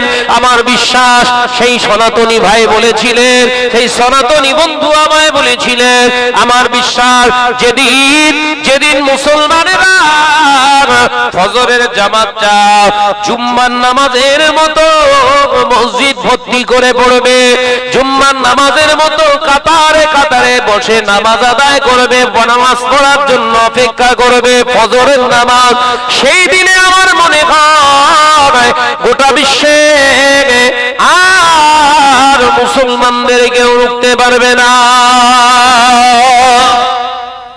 এটা কার কথা ছিল? একজন অমুসলিম ভাই, খুব হাই র্যাঙ্কের অফিসার, একজন ডিস্ট্রিক্ট ম্যাজিস্ট্রেট, আমার বন্ধু, খুব কাছের মানুষ, মানে খুব কথা হয় খুব। উনি আমায় বললেন, ভাই আপনার তো ওয়াজ ফলো করি, আমি শুনি। সে একদম হঠাৎ করে বুঝতে পারবেন না সে অমুসলিম। বলে আমি ভেবে দেখেছি আপনাদের আল্লাহ কামিয়াবি দেবে, আপনাদের জীবনে সাকসেসফুল দেবে, আপনারা আবার গোটা বিশ্বে শাসন করবেন। কবে জানেন? কবে? যেদিনে আপনারা সপ্তাহে জুম্মার নামাজ পড়তে আসেন না, পড়ার জন্য পাগল হয়ে থাকেন, আগামোগে হাজির হন। এই রকম ধারণা যখন প্রত্যেক দিন ফজরের নামাজ আদায় করার সময় মানুষের ভিতরে তো তৈরি হবে যে ফজরের নামাজ পড়ার জন্য কম্পিটিশন করবে, আবার এই গোটা পৃথিবী মুসলমানদের হাতে আসবে। একবার জোরে বলে, কি ধারণা দিয়ে বুঝতে পেরেছেন? আমাদের যুগ, মসজিদের সেক্রেটারি ঘুমোচ্ছে, আজান দিচ্ছে মসজিদ, আল্লাহু আকবার, আল্লাহু আকবার।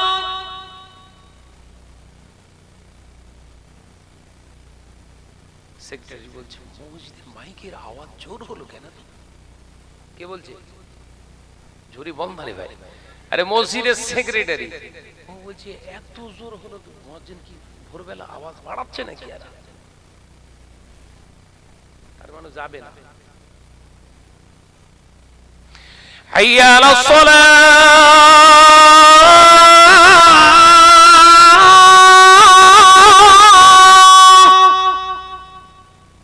কে শিয়াচ্ছে? বলছে এত জোরে আজান দেওয়া না শালা, দুপুরবেলা এসে বলতেছে।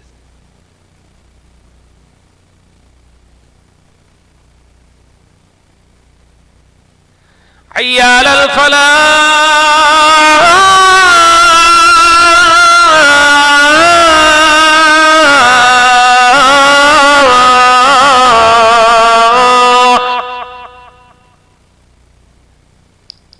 মসজিদের যে সভাপতি বলছে তোমরা ইমাম আর মুয়াজ্জিন মাইনে নাও, আমরা দুজন মিলে চালাও। এদিন আওয়াজ পড়বে না, কথাটা ঠিক না, জোরে বল না রে ভাই।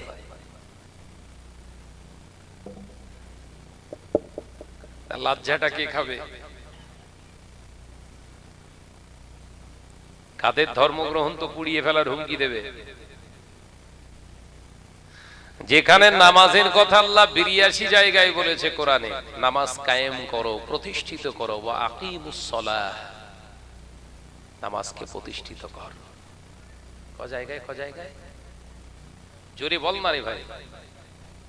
সেই নামাজ ছেড়ে দে, ওয়াকফ সম্পত্তি বাঁচাবে। আর দিন কত দেখেননি, দাড়িওয়ালা জুব্বাওয়ালা সব হুজুররা বলেছিল স্টেজে উঠে, আমরা ওমর ইবনে খাত্তাবের উত্তরসূরি, খালিদ বিন ওয়ালিদের উত্তরসূরি, সালাউদ্দিন আইয়ুবীর উত্তরসূরি, আমরা আমাদের জীবনের অস্তিত্ব মিটিয়ে দিতে রাজি, ওয়াকফ সম্পত্তিকে আমরা হস্তক্ষেপ করতে দিতে রাজি নয়।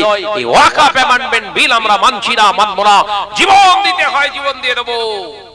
আর যেই নানি বলেছে এখানে আন্দোলন করা যাবে না, এখানে আন্দোলন করলে আমার মতো বড় শত্রুর আর কে হবে না, মলি সাহেব চাচা চুপ করে শুয়ে দিন। কথা ঠিক বলছি না, জোরে বল না। আমি তৈরি করে বলছি, কি আবার কি হুজুরগুলো কই গেল, সে ওমর ফারুকের উত্তরসূরি গেল কই, চুপ করে। সে ক্লাস 5 এর কবিতা, তোল পাড়িয়ে উঠতো পাড়া তবু কর্তা দেন না সাড়া, জাগুন শিগগিরই জাগুন ঘরে লেগেছে আগুন। ও চুপ করে শুয়ে দে। 3 কোটি জেগে আছে জানেন তো, 3 কোটি জেগে আছে। ও সেই মাতার কাছে অ্যালার্ম সেট করে তাই ঘুমোই, ওর স্বভাব, বুঝতে পেরেছেন তো। ওই অ্যালার্ম বাজলে তখন মনে করে সকাল হয়েছে। ঘুম যদি আগেও ভেঙে যায় ও বেড ছাড়বে না, চুপ করে চোখ বন্ধ করে শুয়ে থাকবে। তুই যা পরিকর আগে বাস তারপর কথা, ওই অভ্যাস রয়ে গেছে।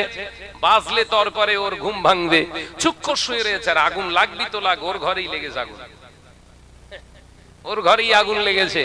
এবার টানা হেঁচড়া চলছে, সব আগুন আগুন করে চিল্লাচ্ছে, এই 3 কোটি ওঠ, 3 কোটি ওঠ, তোর ঘরে আগুন লেগে গেছে। জেগে আছে বলো, চুপ করে পড়ে। কবি বলছে, তোল পাড়িয়ে উঠলো পাড়া তবুও কর্তা দেন না সাড়া, মানে কর্তা 3 কোটি চুপ করে। বাইরে থেকে বলছে, জাগুন শিগগিরই জাগুন ঘরে লেগেছে আগুন। আরে ভাই ওঠ না, তোর ঘরে আগুন লেগেছে। বলছে কোনো কথা হবে না, অ্যালার্ম বাজবে তারপর উঠবো। এই ভাই শুধু অ্যালার্ম বাজবে না, একটু পরে ও নিজেও বেজে যাবে, কথা বলে না। আমাদের অবস্থা পুরো সেম 3 কোটি। ভুল বলি বলছি, বলো ভুল বলা হচ্ছে না। 3 কোটি কবিতার মতো আমাদের অবস্থা। আমরা যাদেরকে বিশ্বাস করেছি, আমাদের নেতা গোপনে দেখি নানির সঙ্গে মিটিং করে 7 জন মিলে মিটিং কি করে সেটিং করে লে চাচা এবার ঘুমোচ্ছে। এরা ওয়াকফ অ্যামেন্ডমেন্ট বিল পাস হয়ে গেছে, বলছে কি করা যাবে, আর আমাদের আর কিছু নেই, তার মানে খাওয়া হয়ে গেছে। এই পিস গুলোরে ধরে আগে রাস্তায় ফেলে কুত্তা পেটা করতে হবে। কি পেটা করতে হবে? আমি কি ভুল বলে ফেললাম? জাতির নয়, ইসলামের বড় গাদ্দার হলো এরা। বললেই আবার বলবেন শাহনাজ ফিতনা ছড়াচ্ছে, এরকম একটা ব্যাপার। কোরআন নিয়ে যেখানে হো হচ্ছে, সেখানে কোরআন নিয়ে ওরা হো হো করছে না, কোরআন তুই প্রথম নিয়ে হো হো শুরু করেছিস। এই কথা ঠিক না ভুল জোরে বলে। ভাইরা, নজরেরা, যুবকেরা, ছেলেরা, বাচ্চারা, বড়রা, সিনা মা ও বোনেরা, আল্লাহ নবী, তার নবী, সাহাবী ফারুক আযম হযরত ওমর ইবনে খাত্তাব রাদিয়াল্লাহু তাআলা আনহু হযরত খালিদ বিন ওয়ালিদকে বললেন, ও খালিদ বিন ওয়ালিদ, আপনি চিন্তা করবেন না, কাঁদবেন না, রোনাজালি করবেন না। আমি ওমর মনে করছি এই বাইতুল মুকাদ্দাস মিশনে, এই মিশনে 10,000 মুসলিম সৈন্যের কমান্ডার হিসাবে আমি তোমাকেই নিযুক্ত করে নিলাম। জোরে বলেন না, একবার জোরে বলেন না। হযরত খালিদ বিন ওয়ালিদ রাদিয়াল্লাহু তাআলা আনহু আবার সিজদায় পড়ে গেছে। হযরত খালিদ বিন ওয়ালিদ সিজদায় পড়ে আবার আল্লাহর দরবারে শুকর আদায় করে, ও রব্বুল আলামিন তুমি সিজদার দোয়া কবুল করো। সেটা আপনার হাবিব পাক জবানে বলেছে। আমি খালিদ বিন ওয়ালিদ আপনার হাবিবের কথাটা সত্য সত্য সত্য সেটাও প্রমাণ পেয়ে গেছি। জোরে বলুন সুবহানাল্লাহ। সিজদায় পড়ে দোয়া করলে আল্লাহ দোয়া কবুল করে। একবার জোরে বলেন না। তাহলে নামাজ বাদ দিয়ে যদি আন্দোলন করি কাজ হবে? কথা বলেন না। আবার সে আন্দোলনের জুত কি এখন বলবো? অসুবিধা হবে বাপ? এখন বলি বলি বলি আন্দোলন করতে যাচ্ছে কিন্তু একদম শার্ট পাঞ্জাবি এটা সেটা মাথায় টুপি ফুপি দিয়ে মানছি না, মানবো না, মানছি না, ভেঙে দাও, গুড়িয়ে দাও। কলিকাতায় গাড়ি থেকে নেমে দেখি পার্কে ঘুরতে। তৈরি করে বলতে এই সব মানুষেরা কথা বলছে রে, আমি কি ঠিক বলছি না ভুল? সায়েন্স সিটির ভিতরে ঘুরতে এখানে আন্দোলন চলতে নাকি দাদা?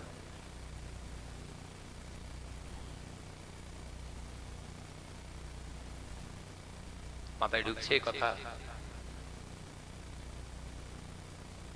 ভিক্টোরিয়া ঘুরগিলে আছে আন্দোলন। আন্দোলন হচ্ছে চৌরাঙ্গি, ওখান থেকে গাড়িতে নেমে হেঁটে হেঁটে ভিক্টোরিয়ায় ঢুকতেছে। আন্দোলন হচ্ছে কোথায়? চৌরাঙ্গিতে। আর ঢুকতেছে কোথায়? ভিক্টোরিয়ায়। শুধু ঢুকতে হয় না, 30 টাকাতে ঢুকতে হয়। 20 টাকা 30 টাকাটা টিকিট আছে তো। ওর ভেতরে আন্দোলন ঢুকতে টিকিট কেটে, ওখানে ফ্রি আন্দোলন হচ্ছে, ওটা পছন্দ হচ্ছে ওর ভেতরে ঢুকতে। কারণ এখানে আন্দোলন কি হচ্ছে? একে অপরের কোলে শুয়ে মাথার উকুন বেচতেছে কেউ, চুমু খাচ্ছে কেউ, ওই আন্দোলনে ব্যস্ত। এদের কবরে বাস পড়বে না তো কাদের কবরে পড়বে বাপ? লজ্জা থাকার দরকার। এগুলো ফলো না করলে আমি বলতে পারতাম যে আজকে গোটা বিশ্বে মুসলমান মার খাচ্ছে, কারণ আমরা লক্ষ্যভ্রষ্ট হয়ে গেছি। আমরা লক্ষ্যভ্রষ্ট হয়ে গেছি। আমাদের নেতা মন্ত্রী আপনার সবার সঙ্গে সম্পর্ক ভালো, আল্লাহ এবং রসুলের সঙ্গে সম্পর্ক ভালো নেই। কথা ঠিক না ভুল জনে বলে। হযরত ওমর ইবনে খাত্তাব রাদিয়াল্লাহু তাআলা আনহু বললেন, ও খালিদ বিন ওয়ালিদ চিন্তা করো না, যাও ভাই চলে যাও, যাও যাও, আমি ওমর ইবনে খাত্তাব তোমাকে নির্বাচন করলাম। 10,000 মুসলমান সৈন্য বাঁচা হলো, সৈন্য 10,000 মুসলমান রেডি হয়ে গেল। হযরত ওমর বললেন, আমি তো যেতে পারছি না, কারণ রাষ্ট্র চালনা করার দায়িত্ব তো আমার। ও আমার নবী পাকের সাহাবীরা, মুসলমান ভাইরা, আপনারা চিন্তা করবেন না, আমি ওমর যাচ্ছি না তো কি হবে? আমার পক্ষ থেকে আমার জায়গায় আমি একটা চিঠি দিয়ে দিচ্ছি, তোমরা যাও, এই চিঠিটা নিয়ে চলে যাও। ইহুদির বাচ্চা ওই লিডারের কাছে চিঠিটা দেবে। এই চিঠিটার ভিতরে যা কিছু বলার আমি ওমর বলে দিয়েছি। দুটো অপশন থাকলো, হয় চিঠিটা তারা গ্রহণ করে সহজে চাবি দিয়ে দেবে, আর যদি সহজে না চাবি দেয়, তোমরা 10,000 মুসলমান তোমাদের ঈমানের তাকত তোমরা দেখিয়ে দেবে। একবার জোরে হবে না? আল্লাহ নবী সাহাবীরা বেরিয়ে পড়লেন, নবী সাহাবীরা বেরিয়ে পড়লেন, চিঠি দিয়ে দিলেন। আল্লাহ নবী সাহাবীরা মদিনা শরীফ থেকে জেরুজালেমে যাচ্ছে। 1-2 কিলোমিটার, 100-200 কিলোমিটার রাস্তা নয়। এখান থেকে কলিকাতা এই রাস্তা নয়, 1500-1500 কিলোমিটার রাস্তা হেঁটে হেঁটে তারা সফর করছেন। জোরে বলুন সুবহানাল্লাহ। এ নওজওয়ানেরা, হযরত ওমর রাদিয়াল্লাহু তাআলা আনহু, হুজুর আমার মুসলমান সৈন্যদেরকে বিদায় দিয়ে রাসূলের দরবারে এসে হাজির। আসসালামু আলাইকা ইয়া রাসূলুল্লাহ, ইয়া হাবিবাল্লাহ। হুজুর, আপনি যেমন করে আমায় বলেছিলেন সেই রকম করে আমি বাহিনী পাঠিয়ে দিয়েছি। আপনি দোয়া করেন আল্লাহ পাক যেন আমাদের আমাদেরকে কামিয়াবি দান করেন। জোরে বলুন সুবহানাল্লাহ। হযরত ওমর বিশ্বাস করে আল্লাহ নবী জিন্দা, হযরত ওমর বিশ্বাস করে আমার নবী হলেন হায়াতুন নবী। হযরত ওমর এসে রাসূলুল্লাহকে সালাম দিয়ে জানিয়ে দিলেন, ইয়া রাসূলুল্লাহ, হাবিবাল্লাহ, আপনি আমাকে যেটা বলেছেন সেইটাই আমি করেছি, আপনি দোয়া করুন আল্লাহ পাক যেন আমাদেরকে কামিয়াবি করে। অথচ অনেক মুসলমান নামাজি আছে, তারা এখনো বলে বেড়ায় নবী হলেন মুর্দা। নাউজুবিল্লাহ বলে। আমি কি ঠিক বলছি না তৈরি করে বলছি? এরকম নামাজি মুসল্লি মলি সাহেব আছে না নাই, যারা বলে নবী কথা বলে না, মরে গেছে, শেষ হয়ে গেছে। টুপি দাড়ি বড় জুব্বা থাকলেই হুজুর হওয়া যায় না হুজুর সাজা যায়? কোনটা বল না রে ভাই। হুজুর সাজা যায়, হওয়া যায় না। হুজুর হতে গেলে ভেতরে মাল মশলা থাকা যায়। কথা বুঝতে পারছেন নাকি? একটু তকবীর দেন দিন, নারাই তাকবীর। ও সে বুঝ দিবে কেতা বালিশ তো বালা পোস্টরদের সব শুয়ে পড়ুক, তকবীর জোরে দেন, নারাই তাকবীর। একটু আওয়াজ দে বাপ, নারাই তাকবীর। মুহাম্মাদের সঙ্গে দরুদ আল্লাহুম্মা।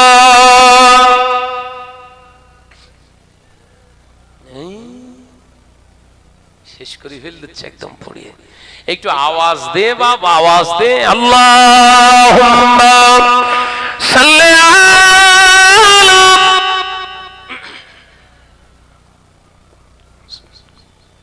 মাশাআল্লাহ মাশাআল্লাহ, আরেকটু জোরে। ওয়া আলা আলি।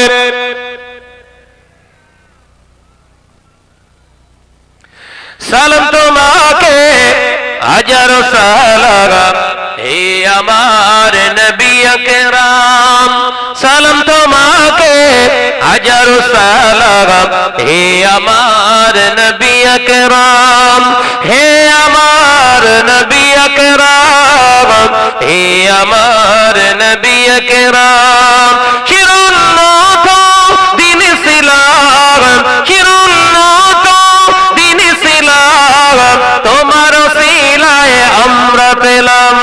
জোরে বলবেন না? আরেকটু জোরে হবে না? হে আমার নবী আকরাম, হে আমার নবী আকরাম। আল্লাহুম্মা।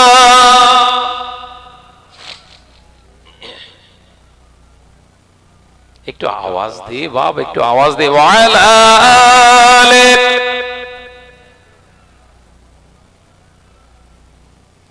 পথঘারা নদী গতির ধারায়, পথঘারা নদী গতির ধারায়, সুরভিত হয় তোমারই ছোঁয়ায়।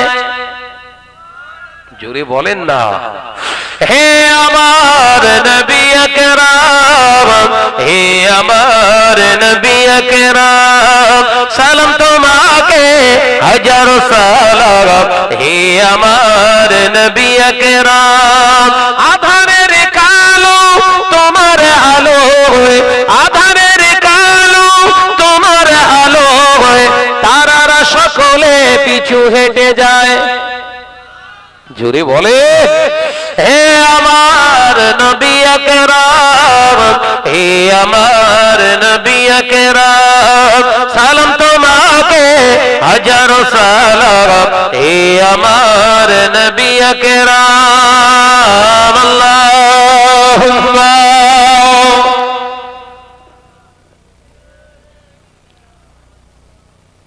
মাশাআল্লাহ মাশাআল্লাহ, আরেকটু জোরে। ওয়া আলা আলি।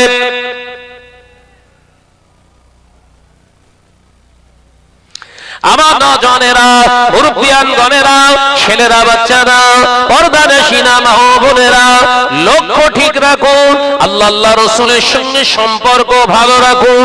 দুনিয়ার নেতা মন্ত্রী, দুনিয়ার কোন লিডার ক্যাডারের সঙ্গে আপনি সম্পর্ক রাখবেন কিনা ওটা আমি বলতে পারবো না। ঈমানি দায়িত্ব নিয়ে আপনাকে এটা জানাতে এলাম আপনাদের ভাই।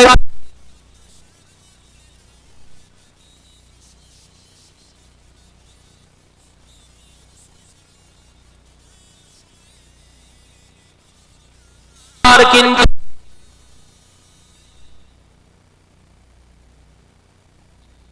ছাড়া আর কেউ কিন্তু আপনার আপন নেই এই জমিনে।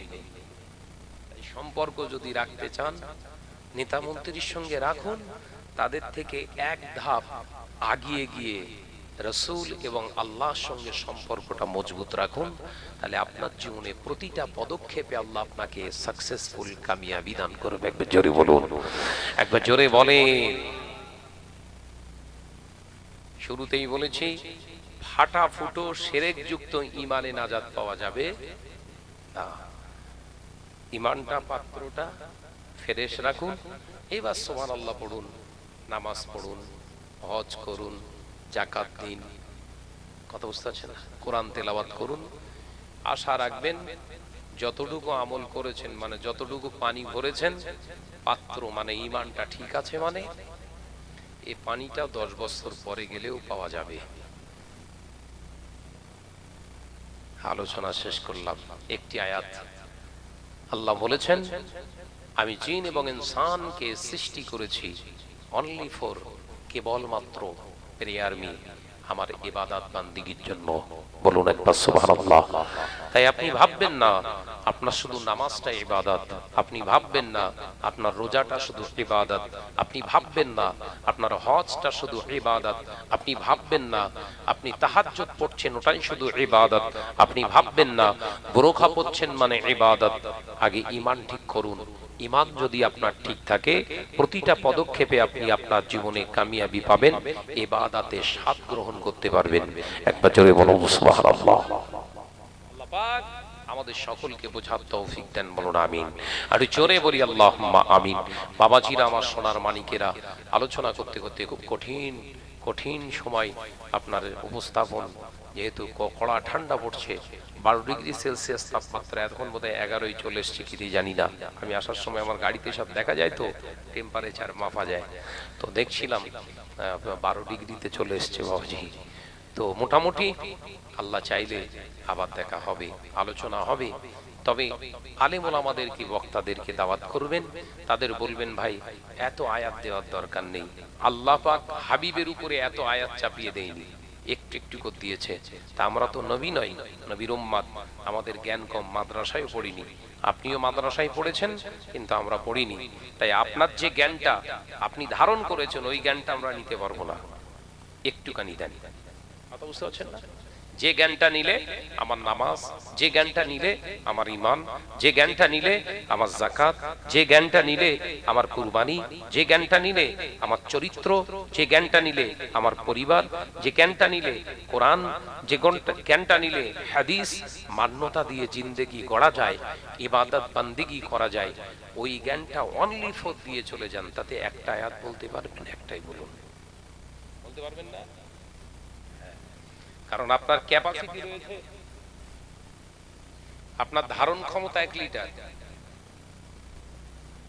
আপনার ধারণ ক্ষমতা মানে আপনি ধরতে পারবেন 1 লিটার, আর আপনাকে যদি 14 লিটার মারে কি হবে বাবা? কি হবে? 13 লিটার অপচয় নষ্ট হবে। এই 13 লিটার শুধু নষ্ট হবে না, এই 1 লিটারও স্বাদ নষ্ট হয়ে যাবে। তো বোঝাতে পারলো? তাই যতটা ধারণ ক্ষমতা আমি চেষ্টা করি তার থেকে একটু কম দেওয়ার, আমার সিস্টেম। আপনাদের ক্যাপাসিটিটা দেখবো। এখানে যদি শুধু মাদ্রাসার ছাত্র এসে বসতো, তাহলে আজকে ওয়াজ করতাম আরো 3টে আয়াত দিয়ে, তাদের ক্লাস হতো। কিন্তু এখানে আপনার আমার নবী মুহাম্মদুর রাসূলুল্লাহ সাল্লাল্লাহু আলাইহি ওয়াসাল্লাম তোদের প্রতিটা কাল, প্রতিটা জীবন ব্যবস্থা, প্রতিটি চলা, প্রতিটি খাওয়া আমার হাবিবের সঙ্গে যদি মিলে যায়, আমি আল্লাহ পাক রব্বুল আলামিন জানিয়ে দিলাম টোটালটাই আমি আল্লাহর দরবারে ইবাদত হিসাবে গণ্য হয়ে যাবে। একবার জোরে বলে। আপনার আমার চলা ফেরা, কথাবার্তা, চাওয়া পাওয়া সব হবে কার মতো? ফাত্তাবিউনি, হাবিব আপনি বলে দেন তারা যেন আপনার অনুসরণ করে। তার মানে নবী যেভাবে একজনের দিকে তাকিয়েছেন আপনাকেও তাকাতে হবে সেই রকম ভাবে, তাহলে ওই চাওয়াটাও হবে ইবাদত। একবার জোরে বলুন না, ওই তাকানোটাও হবে ইবাদত। আল্লাহ রাসূল যেভাবে রাস্তা দিয়ে চলেছেন ওইভাবেই আপনি আমি চলবো, তাহলে রাস্তা দিয়ে চলাটাও হবে ইবাদত। আল্লাহ রাসূল ব্যবসা করেছেন, ব্যবসা করাটাও হলো ইবাদত। হুজুর যেভাবে ব্যবসা করেছেন ওই রকম ভাবে ব্যবসা করাটার নাম হলো ইবাদত। একবার জোরে বলুন না সুবহানাল্লাহ। আল্লাহ নবী চাষাবাদ করেছেন, আমি আপনি চাষাবাদ করব। হুজুর যেভাবে চাষাবাদ করেছেন যে পদ্ধতি মেনে, ওই পদ্ধতি মেনে আপনি চাষাবাদ করবেন, আল্লাহ দরবারে ইবাদত হিসাবে কবুল হয়ে যাবে। জোরে বলুন সুবহানাল্লাহ। হুজুরও বিবাহ করেছেন, আপনিও বিবাহ করবেন। হুজুর যে প্রসেসে আপনাকে বিয়ে করতে বলেছেন ওই পদ্ধতিতে আপনাকে বিয়ে করলে বিয়ে করাটাও হয়ে যাবে ইবাদত। একবার জোরে বলুন সুবহানাল্লাহ।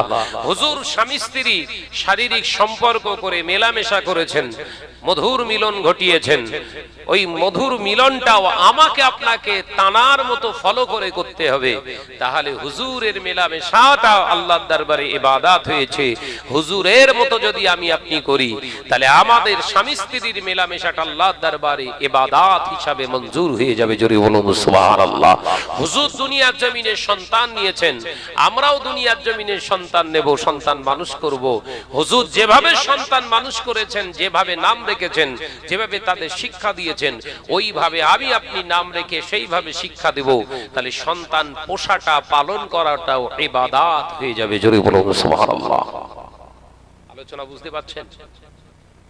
তাহলে টোটাল জিন্দেগি ইল্লা লিয়াবুদুন মানে অনলি ফর প্রেয়ার মি, কেবলমাত্র শুধুমাত্র আমার ইবাদতের জন্য তোমাদের পাঠানো। তাহলে শুধুমাত্র ইবাদত মানে এখানে আর অন্য কোনো কাজ হবে না। কথা বুঝছেন না?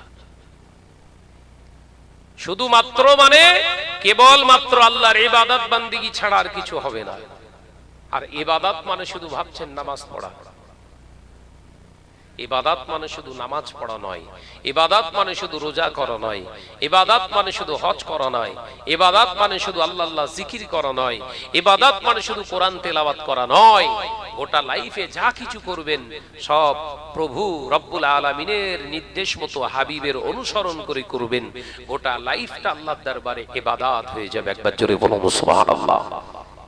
এইগুলোই তো সমাজের আলেম ওলামারা আজকে যারা ওয়াইজিন সমাজে বুঝাতে চাইছে না, বুঝাতে চাইছে না, না বুঝাতে পারছে না, সেটা বলতে পারছি না।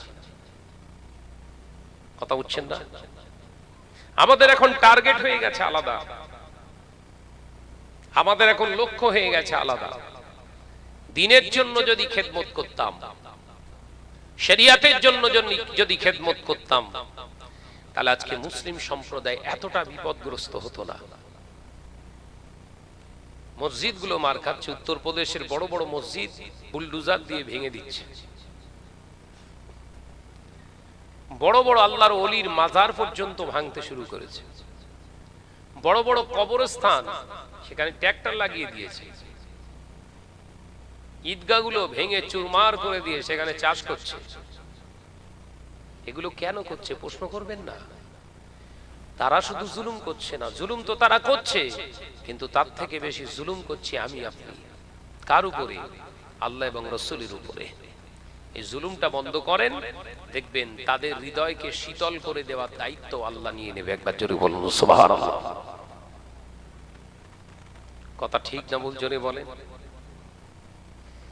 আল্লাহ নবীকে মারার জন্য কঠোরপন্থী ফারুকে আজম হযরত ওমর ইবনুল খাত্তাব রাদিয়াল্লাহু তাআলা আনহু হাতে ছুরি নিয়ে বেরিয়েছিলেন। তো কাকে মারবে? বিশ্বনবীকে তো মেরেছিলেন, মারতে পেরেছিলেন? কথা বলেন না। আল্লাহ নবী দো জাহানের বাদশা হাবিবুল্লাহকে, নবী জনাবে মুহাম্মদুর রাসূলুল্লাহকে সাল্লাল্লাহু আলাইহি ওয়াসাল্লাম দার নবী রাহমাতাল লিল আলামিনকে হত্যা করা তো দূরের কথা, হযরতে ওমর রাদিয়াল্লাহু তাআলা আনহু এসে আল্লাহ নবীর সামনে মাথা নিচু করে দাঁড়িয়ে হাতের তলোয়ারটা আল্লাহ নবীর কদম মোবারকের সামনে রেখে বলেছিলেন, ইয়া রাসূলুল্লাহ হাবিবাল্লাহ বারহাত সাদাকতা ইয়া রাসূলুল্লাহ হাবিবাল্লাহ, আপনি হলেন হক, আপনি হলেন সত্য। আল্লাহ নবী বললেন, ওমর তুমি তলোয়ার এনেছিলে মারবে বলে, কেন তলোয়ারটা তুমি রেখে দিলে? ইয়া রাসূলুল্লাহ ইয়া হাবিবাল্লাহ, আমি কোরআন পড়েছি, আমি কোরআন অনুধাবন করেছি, কোরআন পড়ে যেটা বুঝলাম এটা মানুষের তৈরি করা কোনো কথা হতে পারে না। ও আমার নবী, আমি আপনাকে মারবো, কতল করব বলেছিলাম, আমার এই তলোয়ারটা আপনার পবিত্র কদম মোবারকে রেখে দিয়েছি, এখন আপনি যে অর্ডার করবেন ওই অর্ডারটা আমি ওমর ইবনুল খাত্তাব মাথা পেতে মেরে নেব। শুধু তাই নয় হুজুর, আপনি আমাকে একবার সুযোগ দেবেন যে তলোয়ার দিয়ে আপনার পবিত্র মাথা মোবারককে আমি কাটবো বলেছিলাম, আপনি যদি অনুমতি দেন আমি আমার এই তলোয়ারটা আবার পুনরায় হাতে তুলবো, তবে আপনার মাথা কাটার জন্য নয়, যারা আপনার নামে, কোরআনের নামে, আল্লাহর নামে গালি দেবে, ইসলামকে মেটানোর চেষ্টা করবে, ইয়া রাসূলুল্লাহ হাবিবাল্লাহ, আজকের পর থেকে আমি ওমরের সেই তলোয়ার দিয়ে তাদের মাথাগুলো কেটে ফেলবো। একবার জোরে বলেন না।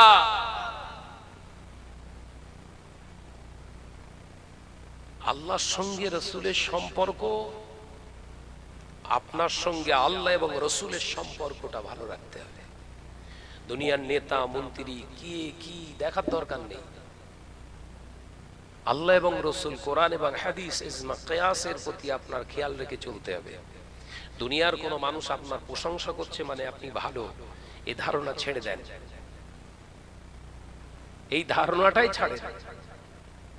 কেন যে আমার প্রশংসা করছে সে যদি ভালো না হয়, কথা বোঝাতে পারলাম না, যে আমার প্রশংসা করছে সে যদি আল্লাহর দরবারে ভালো না হয়, ওই সার্টিফিকেটের কোনো মূল্য নেই। কথা বলে না, মানে আমি শাহনাজ ভালো না খারাপ এ জাস্টিফাই করার ক্ষমতা তার থাকবে যে আমার উপরের ভালো। কথা বুঝতে পারছেন না? মানে আমার উপরের ভালো, আমার থেকে তাকে আরো ফার্স্ট ক্লাস হতে হবে, তবে আমার বিচারটা সে করতে পারবে। দাড়ি পাল্লায় 500 গ্রাম বাটকারা দিয়ে 4 কেজি ওজন করতে পারবেন? কথা বলে না, জোরে বল না রে ভাই। 500 গ্রাম এক সাইডে দিয়ে অপর সাইডে 4.5 কেজি দিয়ে ওজন করতে পারবেন? পারবেন? ঠিক ওই রকম কোন মহান ব্যক্তিত্ব, কোন যোগ্যতা সম্পন্ন আলেমে দ্বীন, আল্লাহ ওয়ালাকে বিচার করতে গেলে ওর থেকে আপনাকে এক ধাপ উপরে থাকতে হবে, তবেই বিচার করতে পারবে। কথা বলছেন না কেন? আর এই সমাজের সবথেকে বড় খারাপই এইটাই, বিড়িখোর, গেজাখোর, মদখোর, হারামখোর বিচার করছে আলেমে। কথা বলে না, বল না রে ভাই, কথা ঠিক বলছি না ভুল বলছি? জোরে বলেন না। জেনাখোর, বেনামাজি, দাড়ি কাটা, দাঁড়িয়ে পেচ্ছাপ ছেড়ে নেওয়ালা, ও বিচার করছে পীরজাদা। কি সমস্যা বলেন? তোকে পীরজাদার বিচার করতে গেলে তোকে আবার ওর থেকে ভালো বংশের মানুষ এই বিচারে নামতে হবে। আমি বোঝাতে পারলাম না? অসীম সরকারের ক্ষেত্রেও একই কেস। ও বাংলা পড়ার যোগ্যতা রাখে 4, আর কোরআন এসছে আরবি ভাষায়, ও কোরআনের বিচার করছে। কি স্বপ্ন বলেন?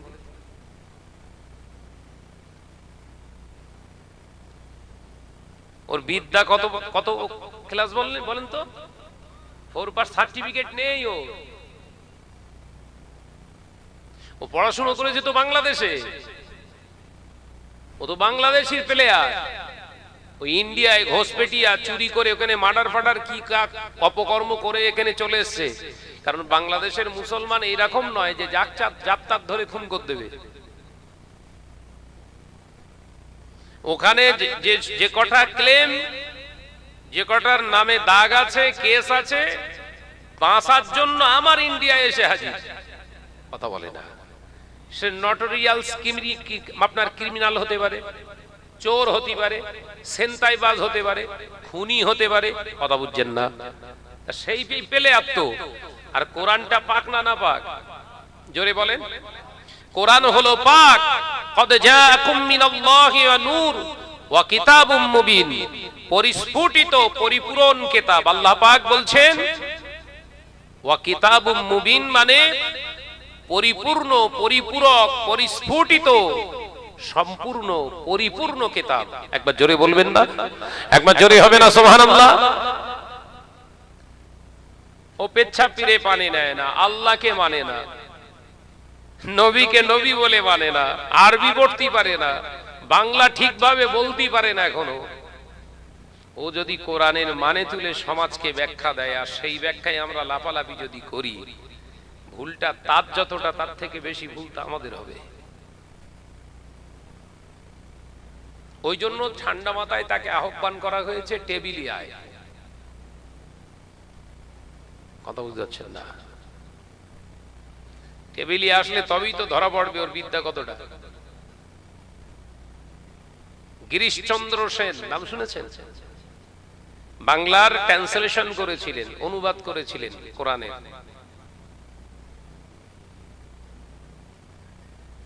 সাহিত্য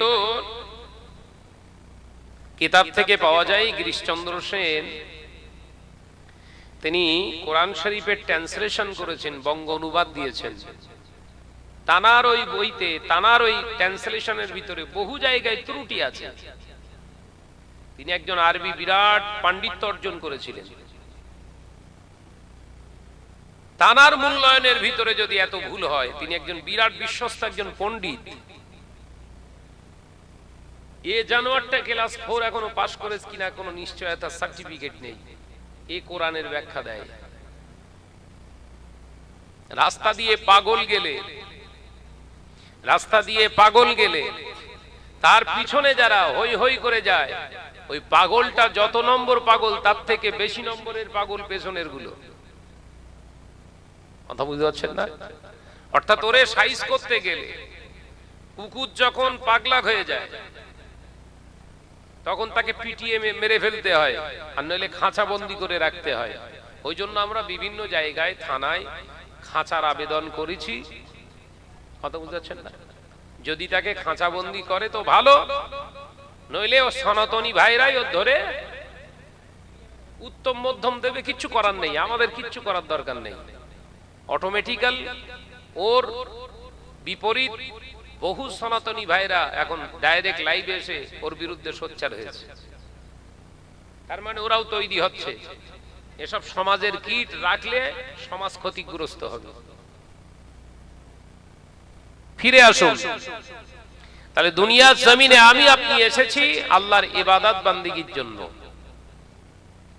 তাহলে আল্লাহর ইবাদত বান্দিগি করতে গেলে শরীয়ত আপনার শেখাচ্ছে যে রবের তুমি ডাকবে, সেই রবের সম্মুখে তুমি হবে, তোমাকেও পবিত্র হতে হবে। পবিত্র হতে হবে। আপনি বলছেন না শাহনাজ ভাই আমার ঈমান আছে, আমি ঈমানদার। আমি বলেছি আমানতু বিল্লাহি ওয়া মালাইকাতিহি ওয়া কুতুবিহি ওয়া রুসুলিহি। ঈমানে মুফাসসাল পড়েছি আমি, ঈমানে মুজমাল পড়েছি, আমি তো মুসলমান।